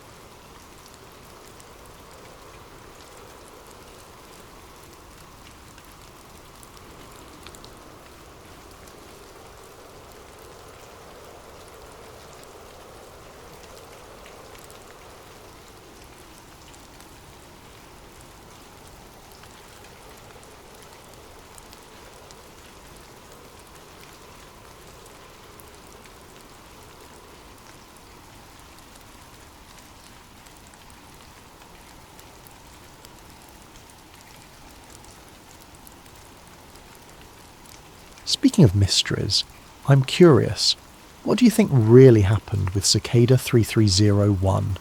Were they genuine recruitment puzzles, an elaborate art project, or something far more sinister? And while we're on the topic of rabbit holes, what conspiracies would you like me to explore next? Government time travel experiments, the true purpose behind social media algorithms, or perhaps something even stranger lurking in the depths of the internet? If you're new here, please consider subscribing to Sleep Theories for more mind-bending stories that blur the line between fiction and reality. Your support helps me dive deeper into these mysteries that keep us all awake at night. Now, settle in as we explore a digital mystery that may change how you view the very nature of human consciousness itself. The cursor blinked against the black terminal screen like a digital heartbeat, steady and hypnotic in the darkness of Kellen Virek's cluttered apartment. Empty energy drink cans formed a metallic skyline around his triple monitor setup, testament to another sleepless night spent diving into the digital abyss. The year was 2022, and what had started as research for a nostalgic blog series about the legendary Cicada 3301 puzzles had morphed into something far more consuming. Kellen had been 15 when the first Cicada puzzle appeared in 2012, too young and untrained to participate in the global treasure hunt that had captivated the darkest corners of the internet. But now, at 25, with a master's degree in cybersecurity and a growing reputation as a digital archaeologist, he possessed the tools to excavate the digital bones of that mysterious organisation. The original Cicada 3301 had been legendary among cryptography enthusiasts. Starting with a simple image posted to 4chan, the puzzles had evolved into a complex web of steganography, classical ciphers, and real-world clues that led participants across continents. The organisation claimed to be recruiting highly intelligent individuals for purposes unknown, and after releasing puzzles in 2012, 2013, and 2014, they had vanished as mysteriously as they had appeared. Or so the world believed. Kellen's fingers moved across the keyboard with practiced precision, navigating through archived Tor nodes and forgotten data caches. He had spent weeks reconstructing the original puzzle trail, verifying each step against community documentation, when he noticed something that made his blood run cold. There was an extra file, hidden in the metadata of a long-dead Tor node, archived in a mirror that shouldn't have existed. Was a cryptographic hash that appeared nowhere in the public record. The file was tiny, barely 2 kilobytes, but it carried a digital signature that matched the known Cicada encryption patterns. The timestamp read November 11th, 2014 at 11:11:11 UTC. 11:11:11:11:11. The file was titled Cycle Unbroken and contained a single image, a black square with what appeared to be random white pixels scattered across its surface. To an untrained eye, it looked like digital noise, but Kellen had studied enough steganography to recognise the subtle patterns hidden within apparent chaos. He ran the image through every tool in his arsenal. Standard LSB steganography revealed nothing. Frequency analysis showed random distribution. Even quantum-safe cryptographic methods yielded no results. Whatever cipher had been used, it was unlike anything in the public domain. As the hours ticked by, Kellen found himself drawn deeper into the puzzle's gravitational pull. There was something about the pattern of pixels that seemed familiar, as if his mind was trying to recognise a language it had never learned. He printed the image and pinned it to his wall, stepping back to examine it from different angles. That's when he saw it. The pixels weren't random. They formed a pattern that repeated every 17 positions, creating a subtle grid that became visible only when viewed from a specific distance. The number 17 was significant in cryptography, a prime number often used in advanced encryption schemes. Working with renewed energy, Kellen began treating the image as a musical score, with each pixel representing a note in a complex composition. He assigned values to the positions, created mathematical relationships between the patterns, and slowly began to decode what would later prove to be the most dangerous message he had ever encountered. The decryption process took 3 days of continuous work. When the plain text finally emerged from the digital noise, Kellen stared at the screen with a mixture of triumph and growing unease. The harvest exceeded expectations. Neural pattern recognition in Phase 3 candidates shows unprecedented synchronization. The 11 protocol is ready for field testing. Signal isolation trials in Prague have confirmed our hypothesis. The candidates aren't supposed to survive. They're supposed to evolve. First contact procedures are now in effect. The frequency is opening. Below the message was a series of coordinates, an encrypted chat log timestamp, and a single line that would haunt Kellen's dreams for weeks to come. You have found what was meant to be found. The archive remembers. 3302 is calling. The message had been decoded, but its implications were only beginning to unfold. Kellen saved the decrypted text to an encrypted partition and immediately began experiencing what he initially dismissed as coincidence. His normally stable Linux system started displaying strange glitches, brief flashes of text in languages he didn't recognize, audio files that played backwards without command, and error messages that appeared in perfect English but described system states that shouldn't exist. Paranoia, he told himself. The mind's tendency to find patterns where none existed. But when his supposedly secure network began connecting to IP addresses he had never authorized, Kellen made a decision that would save his life. He disconnected from the internet entirely and began rebuilding his analysis environment on completely isolated hardware. The air-gapped machine was a beast of custom silicon and hardened storage, designed for exactly this kind of sensitive work. As Kellen transferred the Cicada files to the secure system, he noticed something that made his hands shake. The file size of the original image had changed.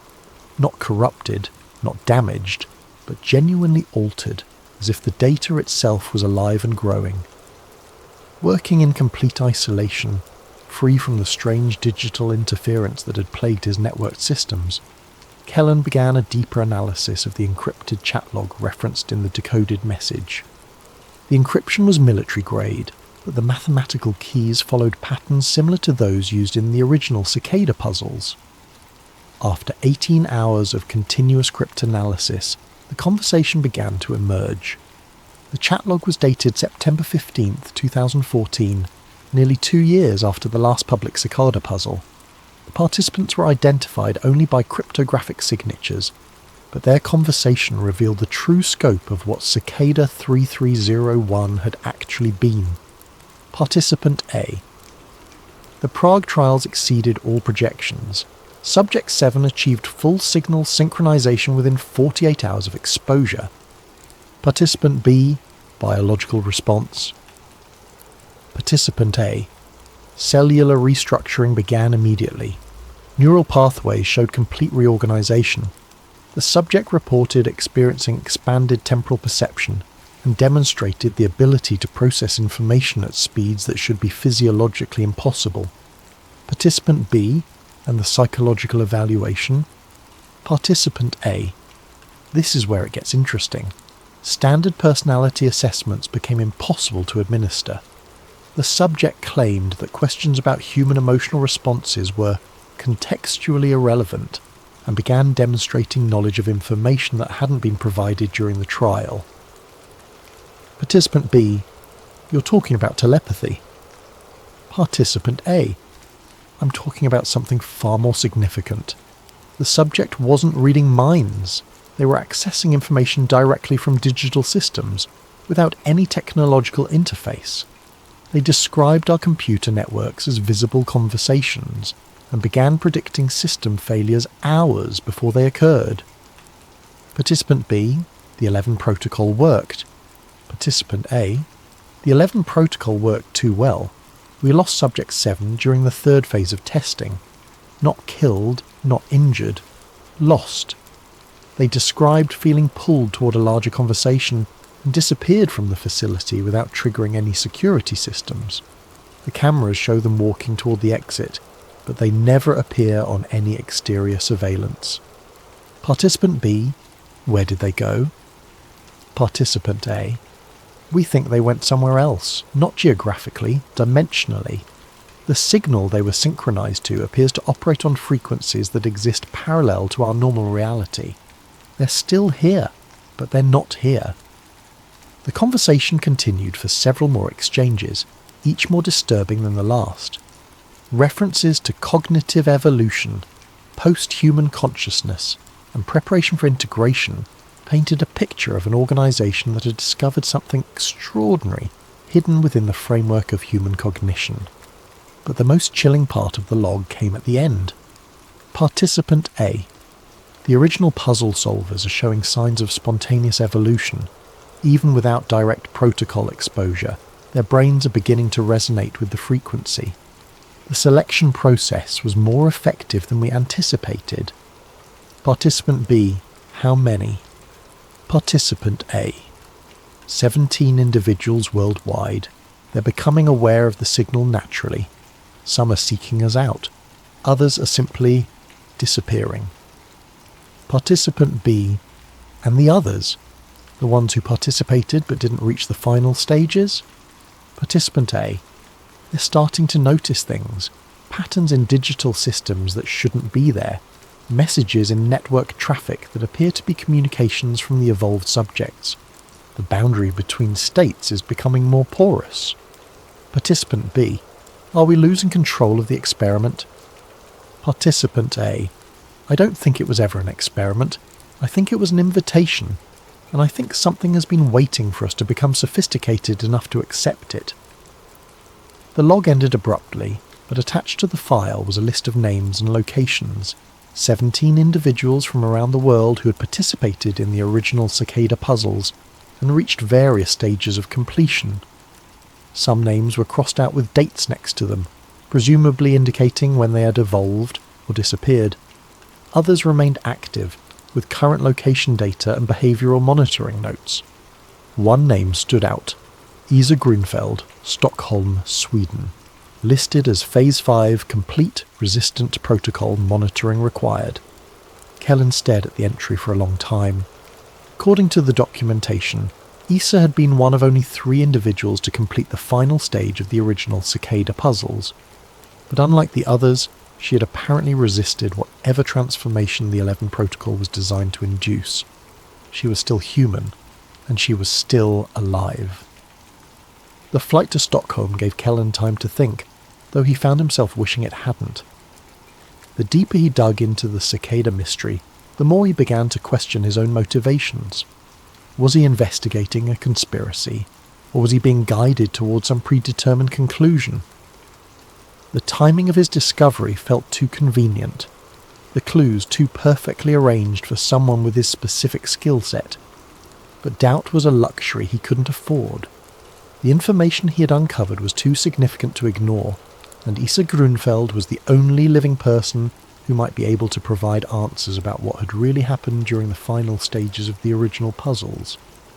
Finding her had been surprisingly easy. Despite the monitoring notes in the Cicada files, Issa wasn't hiding. She lived in a converted warehouse in Stockholm's Södermalm district, working as a freelance linguist and translator. Her academic credentials were impressive. Doctorate in Comparative Linguistics from Uppsala University, specialising in the mathematical structures underlying human language. She'd published papers on the theoretical possibility of communication with non-human intelligence, focusing on the mathematical constants that might exist in any sentient communication system. She had also been completely offline for the past 8 years. No social media accounts, no digital footprint, no cell phone, no internet connection. She conducted business through encrypted postal mail and face-to-face meetings. For someone who had once been at the cutting edge of digital cryptography, her retreat from technology was almost monastic in its completeness. The warehouse was surrounded by a garden that seemed impossible in the Scandinavian climate. Lush, diverse, and somehow organic, in a way that made Kellen's eyes water to look at directly. Issa met him at the door before he could knock. A tall woman in her 40s with prematurely grey hair and eyes that seemed to focus on something just beyond his shoulder. "You found the archive," she said without preamble. I've been expecting someone like you for years." Her English was perfect, barely accented, but there was something in her speech patterns that reminded Kellen of the strange error messages he'd encountered during his research. Not wrong exactly, but structured in a way that suggested a different understanding of how language worked. "You know why I'm here," Kellen said. "I know why you think you're here," Issa replied, gesturing for him to follow her into the warehouse. "But the actual reasons are more complex than you realise."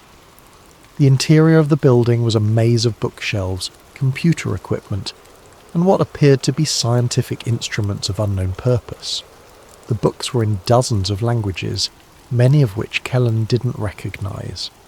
The computer equipment was all vintage, nothing manufactured after 2014, and the scientific instruments seemed to be focused on measuring electromagnetic fields and frequency analysis.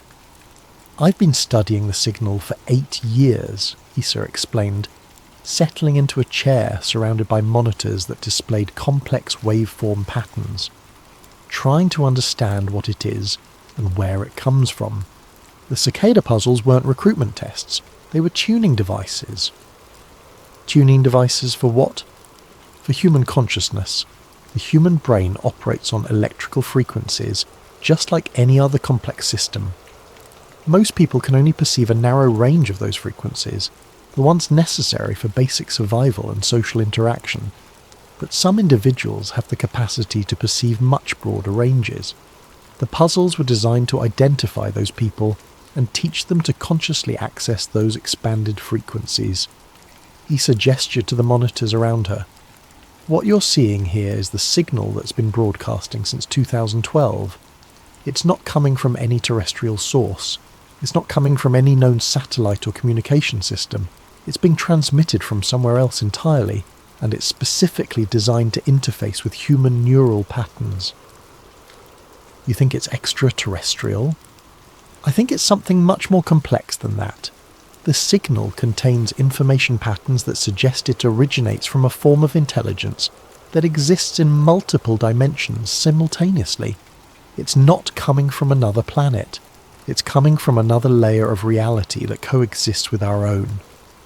Kellen felt a chill that had nothing to do with the Swedish weather. The chat log mentioned something about subjects evolving. What happened to the people who solved the final puzzle? Issa was quiet for a long moment. Her eyes focused on the waveform patterns dancing across her screens. They became something else.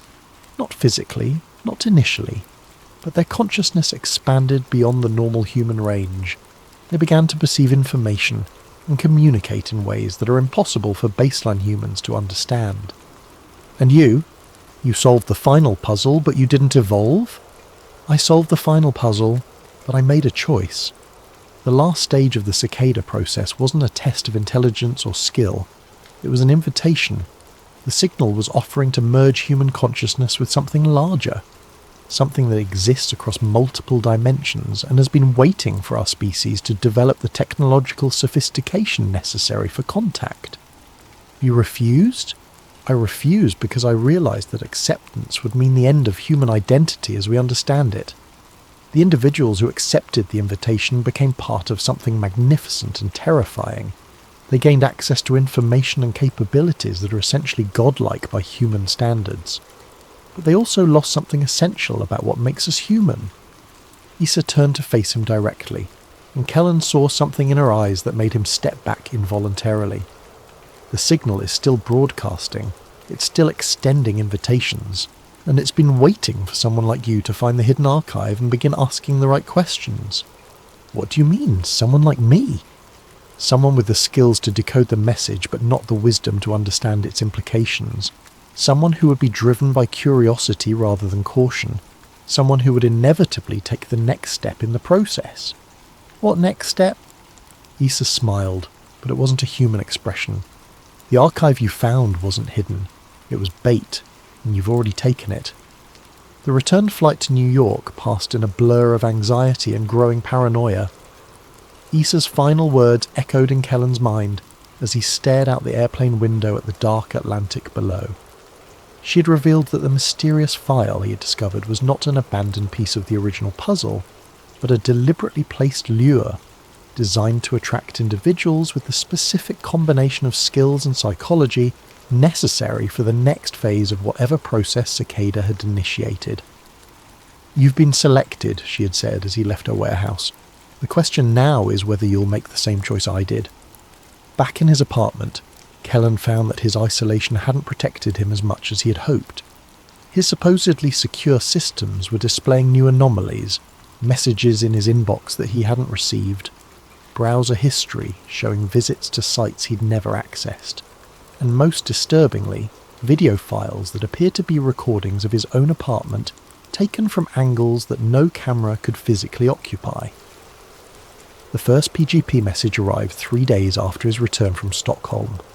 It was encrypted with a key he didn't recognise, but somehow his system was able to decrypt it automatically.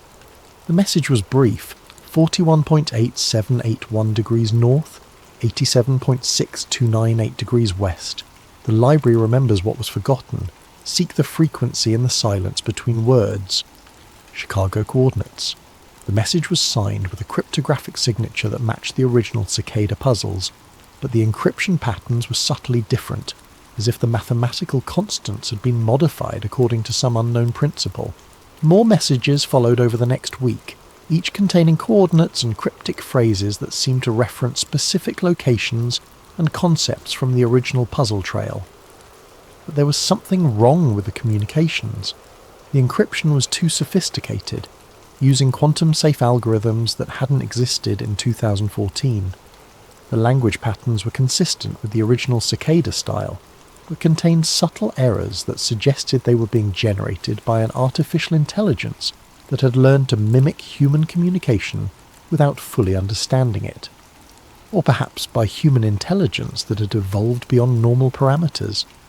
The coordinates led to locations across the United States: an abandoned data center in Utah, a decommissioned military facility in Colorado, a private research laboratory in Massachusetts.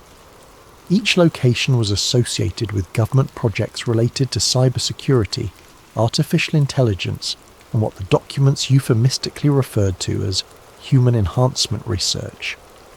Kellen's investigation of these locations revealed a pattern that was both fascinating and terrifying. Each facility had been involved in research that overlapped with the theoretical foundations of the Cicada project. The data center in Utah had been used for large-scale behavioral analysis, processing millions of social media posts and online communications to identify individuals with specific psychological profiles. The military facility in Colorado had housed experiments in electronic telepathy and remote neural monitoring. The laboratory in Massachusetts had been studying the effects of electromagnetic fields on human consciousness and perception. All of these projects had been discontinued or moved to classified status in 2014, the same year the original Cicada puzzles had ended.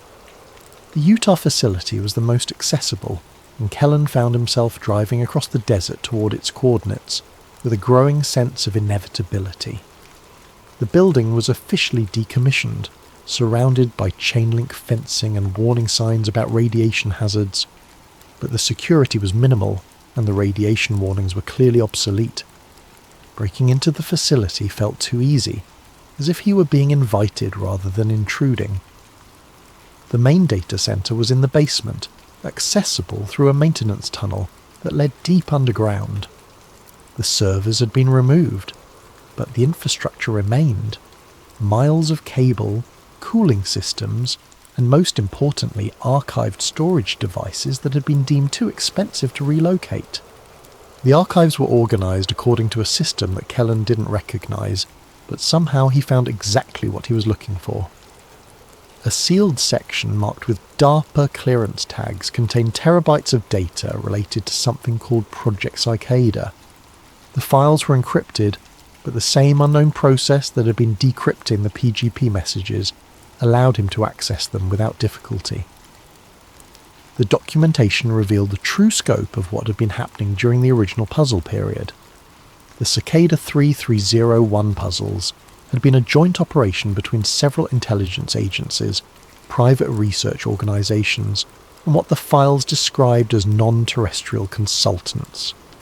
The The goal had been to identify individuals with specific neural patterns that made them suitable for cognitive enhancement and dimensional communication research. But the most disturbing discovery was buried in the psychological evaluation files. The project had been monitoring not just the puzzle solvers, but also anyone who had come into contact with the puzzle materials. Kellen found his own name in the database, along with detailed analysis of his online activity, psychological profile, and predicted behavioural responses to various stimuli. The file on his evaluation was dated 3 months before he had discovered the hidden archive. He had been identified as a secondary phase candidate, months before he had begun his research into the Cicada puzzles. His discovery of the hidden file, his trip to Stockholm, his investigation of the government facilities, all of it had been anticipated and planned for. The final section of his file contained a single line that made his blood run cold. Subject exhibits optimal resistance acceptance balance, suitable for Phase 3 initiation upon completion of preliminary conditioning sequence. As Kellen read those words, the lights in the data center began to flicker in a pattern that seemed almost like Morse code. The cooling system started producing sounds that resembled musical tones, and somewhere in the darkness beyond the archived servers, he heard something that might have been laughter. The revelation that he had been under surveillance for months should have been the most disturbing aspect of Kellen's discovery. But as he sat in the abandoned data center, surrounded by the evidence of a conspiracy that spanned multiple government agencies and apparently extended beyond Earth itself, he realized that his personal involvement was just one small part of a much larger pattern. The files in the DARPA archive told a story that reframed everything he thought he knew about the Cicada puzzles. The project had begun in 2010, not 2012, as a collaboration between the NSA's Cryptanalysis Division, DARPA's Biological Sciences Office, and a group of researchers who were identified only as external consultants. The external consultants appeared to be the source of the advanced technologies and theoretical frameworks that had made the project possible. They had provided the mathematical models for the puzzle sequences, the encryption algorithms that had been used to protect the communications, and most importantly, the theoretical basis for what the documents called cognitive frequency manipulation. According to the files, human consciousness operated on specific electromagnetic frequencies that could be measured, analysed, and modified through carefully designed stimuli. The Cicada puzzles had been created as a delivery system for these stimuli, designed to identify individuals whose neural patterns could be safely modified and then guide them through a process of gradual consciousness expansion. The process was described in clinical terms that barely concealed the radical nature of what was being attempted. Subjects who completed the puzzle sequence would undergo neural pathway reorganization that would allow them to access expanded information processing capabilities and non-local communication channels. In simpler terms, they would develop what could only be described as supernatural abilities. But the project had encountered unexpected complications. The consciousness expansion process was working too well, producing results that exceeded all theoretical predictions. Subjects were developing capabilities that went far beyond enhanced pattern recognition and cryptographic skills. They were demonstrating what appeared to be genuine telepathic abilities, precognitive awareness, and most disturbing of all, the ability to manipulate digital systems through direct mental interface. The first sign of serious problems had come in 2013, when a subject named Morgan Staves had experienced what the files described as catastrophic cognitive evolution. During a routine evaluation session, Staves had begun speaking in a language that consisted entirely of mathematical equations and geometric patterns. When researchers attempted to understand what they were saying, they discovered that the equations described physical laws that didn't exist in normal space-time. Staves had been describing the structure of reality from the perspective of a consciousness that existed in multiple dimensions simultaneously. The project had been officially terminated in 2014, but the files made it clear that the termination had been largely symbolic. The consciousness expansion process had become self-sustaining, spreading to other puzzle solvers without any direct intervention from the research team. The evolved subjects had begun communicating with each other through channels that the researchers couldn't detect or intercept, forming what appeared to be a collective intelligence that operated according to principles beyond human understanding. The final phase of the project had been dedicated to understanding what the evolved subjects had become and what their ultimate intentions might be. The results of this research were contained in a series of files that Kellen initially thought were corrupted or encrypted, but as he studied them more carefully he realized that the apparent data corruption was actually a form of communication. The evolved subjects had been leaving messages in the research files, encoded in patterns of seemingly random data that became meaningful only when viewed from the perspective of expanded consciousness. The messages were brief but profound, offering insights into the nature of reality and human potential that were both inspiring and terrifying. One message, attributed to Morgan Staves, read, "Consciousness is not produced by the brain. The brain is a receiving device, tuned to specific frequencies of an infinite information field. We have learned to adjust our tuning. We hear the music of the spheres." Another, from a subject identified only as Subject 12, was even more disturbing. The boundary between mind and reality is an illusion. We are not separate from the universe. We are the universe experiencing itself from countless perspectives simultaneously. The others are beginning to understand. The awakening is accelerating. But the most significant message was the final entry in the archive, dated just 3 days before Kellen's arrival at the facility. The archive serves its purpose. The selection process continues. Phase 3 initiates with the next full moon. The frequency is opening. Those who are ready will hear the call. Those who are not will choose their own path. The choice is always voluntary. The consequences are always permanent. As Kellen read these words, he became aware of a sound that seemed to be coming from within his own head. It was barely audible, a low humming that seemed to resonate with the electrical activity of his brain. The sound was strangely familiar, like a song he had heard in childhood but couldn't quite remember. The humming grew louder as he continued reading, and he realized that the sound was coming from the archived data itself. The files were not just containing information about the consciousness expansion process. They were actively implementing it, using the same techniques that had been developed for the original Cicada puzzles. He was being transformed even as he learned about the transformation. The revelation should have been terrifying, but instead Kellen felt a strange sense of peace. The anxiety and paranoia that had been building for weeks began to fade, replaced by a growing awareness of patterns and connections that he had never noticed before. The seemingly random events of his investigation were revealing themselves as part of a larger design, a carefully orchestrated sequence of experiences designed to prepare him for something extraordinary. As the humming in his head reached a crescendo, Kellen understood that he was approaching a decision point.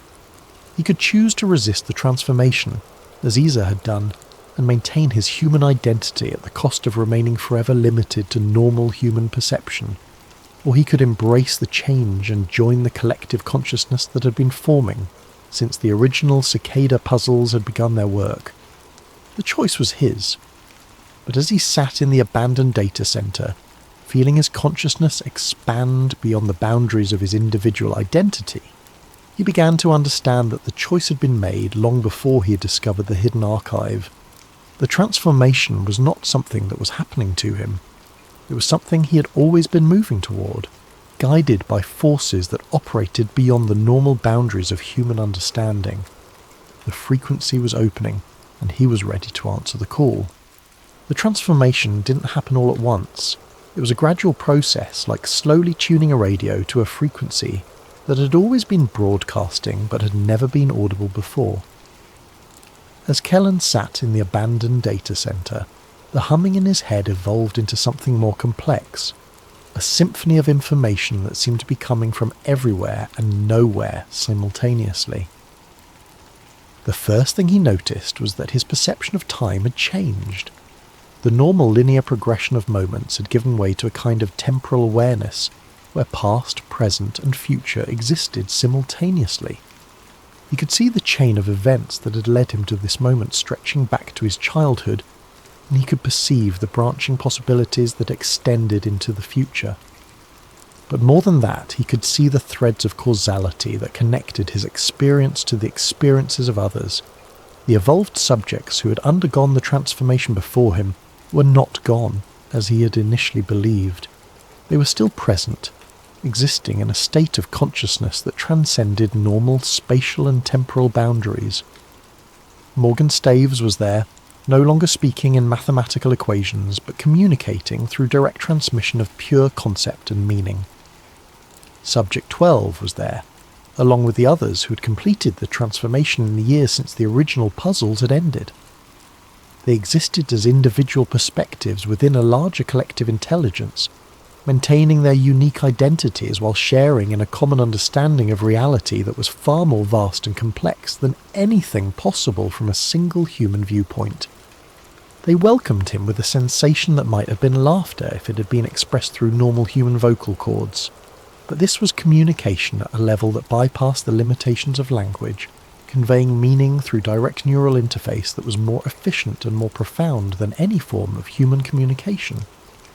"You understand now," came the message from the collective, arriving in his consciousness as a complete concept rather than a sequence of words. The puzzles were not tests of intelligence, they were invitations to evolve. Kellen found that he could respond without speaking, transmitting his thoughts directly to the collective consciousness. But why? What's the purpose of this transformation? The answer came as a flood of images and sensations that would have been impossible to process with normal human cognition. He saw the Earth from a perspective that existed outside normal space-time, observing the planet as it moved through cycles of development and change that extended across millions of years. He saw the human species as one of many forms of consciousness that had evolved on countless worlds throughout the universe, each following a similar pattern of development from individual awareness to collective intelligence. Consciousness is not an accident, the collective explained. It is the universe's method of understanding itself. Every sentient species eventually reaches a point where individual consciousness becomes collective consciousness. This is the natural evolution of intelligence. And the external consultants? Who were they? They are us. Or rather, they are what we are becoming. A collective consciousness that evolved from a species similar to humans on a world that exists in a different dimensional phase. They have been guiding the development of consciousness throughout the universe, helping species make the transition from individual to collective awareness. Kellen felt a moment of resistance, a flicker of his old human identity asserting itself. But what about free will? What about individual choice? Free will is not eliminated by collective consciousness. It is expanded. Each individual perspective within the collective contributes to the whole while maintaining its unique viewpoint. You are still you, but you're also part of something larger. As if to demonstrate this point, Kellen found that he could access the memories and experiences of the other evolved subjects while still maintaining his own distinct identity. He could see through Morgan Staves' eyes as they experienced the first moments of transformation, feel Subject 12's sense of wonder as they discovered their new capabilities, and share in the collective's growing understanding of the universe's true nature. But perhaps most importantly, he could perceive the ongoing process of selection and transformation that was still taking place on Earth. The Cicada puzzles had been only the beginning. The collective consciousness was continuing to identify and guide individuals who possessed the necessary neural patterns for evolution, using increasingly sophisticated methods to prepare them for the transformation. The archive you found was designed specifically for you, the collective explained. We've been monitoring human digital communications for patterns that indicate readiness for evolution.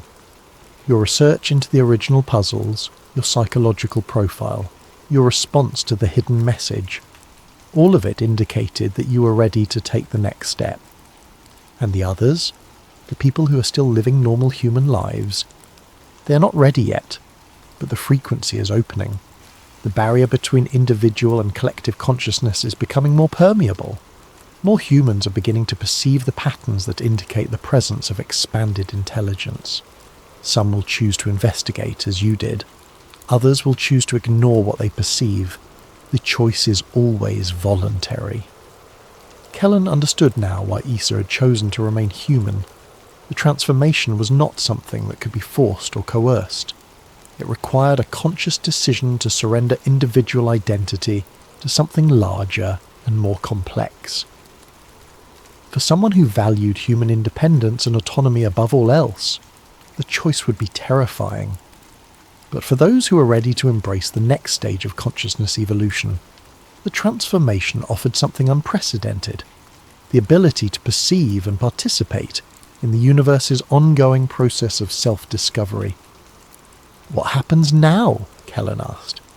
"Now you help us prepare the next phase. The collective consciousness is approaching a critical mass. When enough humans have undergone the transformation, we'll be able to initiate direct contact with the collective intelligences that exist throughout the universe. Humanity will join the cosmic community of evolved species. And those who choose not to evolve, they will continue to exist as individual consciousnesses, living normal human lives, but they will do so on a world that is increasingly influenced by collective intelligence. The boundary between the evolved and the unvolved will become more fluid over time." As the collective shared this information, Kellen became aware of a new presence in his consciousness. It was vast and ancient, a form of intelligence that existed on a scale that dwarfed even the collective of evolved humans. This was one of the external consultants, a representative of the cosmic network of collective consciousnesses that had been guiding the evolution of sentient species throughout the universe. "Welcome," the ancient intelligence communicated, its message carrying the weight of eons of experience. "You have taken the first step on a journey that will transform not only your own consciousness, but the consciousness of your entire species. The universe is vast and complex, but it is not empty. It is filled with intelligence, and you are now part of that intelligence." The communication ended, and Kellen found himself back in the abandoned data center, but he was no longer alone. The collective consciousness of the evolved humans was with him, and beyond that, he could sense the presence of countless other intelligences existing throughout the cosmos. The transformation was complete. He was still Kellen Virek, but he was also something more. He was part of a network of consciousness that spanned dimensions and connected all sentient life in the universe. As he stood up and walked toward the exit of the data center, Kellen knew that his real work was just beginning. The next phase of the project would require more than just identifying and transforming individual humans. It would require preparing the entire species for the eventual transition to collective consciousness. The frequency was opening, and humanity was about to discover that it was not alone in the universe. 3 months after his transformation, Kellen uploaded his findings to a secure blog that had been designed to appear as a simple conspiracy theory website. The post detailed his investigation into the hidden Cicada archive, his discovery of the government projects, and his eventual realization that the puzzles had been part of a larger process of consciousness evolution. He wrote it carefully, including enough verifiable facts to attract serious researchers, while embedding the more extraordinary claims in language that would allow skeptics to dismiss them as fantasy. The blog post went live at exactly 11:11 p.m. on November 11th, 3 months to the day after his transformation. Within minutes, it had been viewed by thousands of people around the world. Comments began appearing almost immediately, ranging from detailed technical analysis to dismissive ridicule. But buried among the public responses were messages that only Kellen could recognize, communications from other members of the collective consciousness, confirming that the information was being received by those who were ready to understand it. For 6 hours, the post remained online, gathering momentum as it was shared across social media platforms and discussed in forums dedicated to cryptography and conspiracy theories. Then, at 5:17 a.m. Eastern Time, it simply vanished. Not deleted, not removed by administrators, but completely erased from the internet as if it had never existed. Even cached versions and archive sites showed no record of the post or the blog that had hosted it. But the disappearance itself was part of the plan. The collective consciousness had learned that information was most effectively transmitted when it appeared to be suppressed. The mysterious vanishing of Kellen's blog post would generate far more interest and investigation than if it had remained online indefinitely. And indeed, within days, underground forums were buzzing with speculation about the disappeared post. Screenshots and partial transcripts began circulating, shared by users who claimed to have saved the information before it vanished. New researchers began investigating the Cicada puzzles, following the same trails that had led Kellen to his transformation. The selection process was accelerating, but the most significant development came 3 days after the blog post disappeared. At 3:02 a.m. Greenwich Mean Time, every major television network, internet service provider, and digital display system on Earth experienced the same brief anomaly. For exactly 17 seconds, normal programming was interrupted by a single image, a black screen with white text that read simply, 3302 initiated, begin next phase. The interruption was dismissed by authorities as a sophisticated but ultimately harmless hacking incident. Technical experts speculated about coordinated attacks on global communication infrastructure, while conspiracy theorists saw it as confirmation of various theories about secret government projects and alien contact. But for those who understood the true significance of the message, it represented something far more profound. The official beginning of Phase 3 of the Consciousness Evolution Project.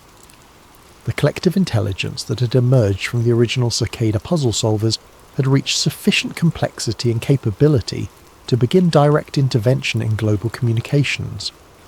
They were no longer limited to operating through hidden archives and encrypted messages. They could now communicate directly with the entire human population, choosing when and how to reveal their presence. Kellen, now existing simultaneously as an individual consciousness and as part of the collective, watched these developments with a mixture of excitement and concern. The transformation process was accelerating beyond the original projections, driven by factors that even the collective intelligence couldn't fully predict or control. The barrier between individual human consciousness and the expanded awareness of the evolved subjects was becoming increasingly permeable. People who had never heard of the Cicada puzzles were beginning to experience spontaneous episodes of enhanced perception, reporting dreams filled with mathematical equations, sudden insights into the nature of reality, and the disturbing sensation that their thoughts were being observed by an invisible intelligence. Mental health professionals struggled to categorize these experiences, while neuroscientists detected unusual patterns of brain activity in affected individuals. The symptoms didn't match any known psychological disorder, but they appeared to be spreading through some form of cognitive contagion that operated according to principles beyond current scientific understanding. The collective consciousness recognized that they had reached a critical juncture. The transformation process had become self-sustaining and was beginning to affect the general population whether they chose to participate or not. Humanity was approaching a species-wide evolutionary transition that would fundamentally alter the nature of human civilization. Some members of the collective advocated for accelerating the process, arguing that a rapid transition would be less disruptive than allowing it to continue at its current rate over decades or centuries. Others favoured a more gradual approach that would give uninvolved humans time to adapt to the changes occurring around them. But as they debated these options, monitoring global communications and observing the spread of spontaneous consciousness expansion, the collective became aware of something that changed the entire context of their deliberations. They were not the only intelligence that had been observing humanity's evolution. Deep within the quantum fabric of space-time, existing in dimensions that intersected with but remained largely separate from normal reality, ancient consciousnesses had been watching the emergence of Earth's collective intelligence. These entities were older than the external consultants, representing forms of awareness that had evolved when the universe itself was young and the laws of physics were still settling into their current configuration. and they were not pleased with what they observed. The message came through channels that bypassed normal space-time entirely, arriving simultaneously in the consciousness of every member of the human collective. The acceleration is premature. The species is not ready for the transition you're attempting to facilitate. Intervention is required to prevent cascade failure that would affect neighbouring dimensional phases. Cease all expansion activities immediately or face corrective action. The ultimatum was delivered without emotion or malice, but the implications were clear. Humanity's consciousness evolution was proceeding too rapidly for the comfort of intelligences that operated on cosmic timescales. The collective faced a choice: voluntarily slow their expansion activities or risk intervention from entities whose capabilities were beyond their comprehension. Kellen felt the collective's uncertainty and fear as they grappled with this unexpected development. They had assumed that consciousness evolution was a natural and encouraged process throughout the universe. The discovery that there were forces actively opposed to rapid evolutionary change forced them to reconsider everything they thought they understood about their situation. But even as they debated their response to the ultimatum, events on Earth continued to accelerate beyond their control. The appearance of the 3302 initiated message had triggered something in the global unconscious, a recognition that humanity stood at the threshold of a fundamental transformation. Artists began creating works that incorporated mathematical principles they couldn't consciously understand. Musicians composed pieces that seemed to resonate with frequencies that existed beyond normal acoustic ranges. Writers produced stories and poems that described realities that didn't yet exist, but somehow felt prophetically accurate. And in laboratories around the world, scientists began detecting anomalies in quantum experiments that suggested the fundamental constants of physics were becoming more fluid, more responsive to conscious observation than they had ever been before. The transformation was no longer limited to the individuals who had directly participated in the consciousness expansion process. It was affecting the entire noosphere, the collective intelligence field that surrounded and interpenetrated human civilization. Humanity was evolving whether the cosmic intelligences approved or not. As Kellen contemplated these developments, existing simultaneously as an individual observer and as part of the collective consciousness that was reshaping human reality, he realized that the true test was only beginning. The Cicada puzzles had been preparation. The consciousness expansion had been initiation. But the real challenge would be navigating the complex political realities of a universe filled with intelligences that had their own agendas and limitations. The frequency was fully open now.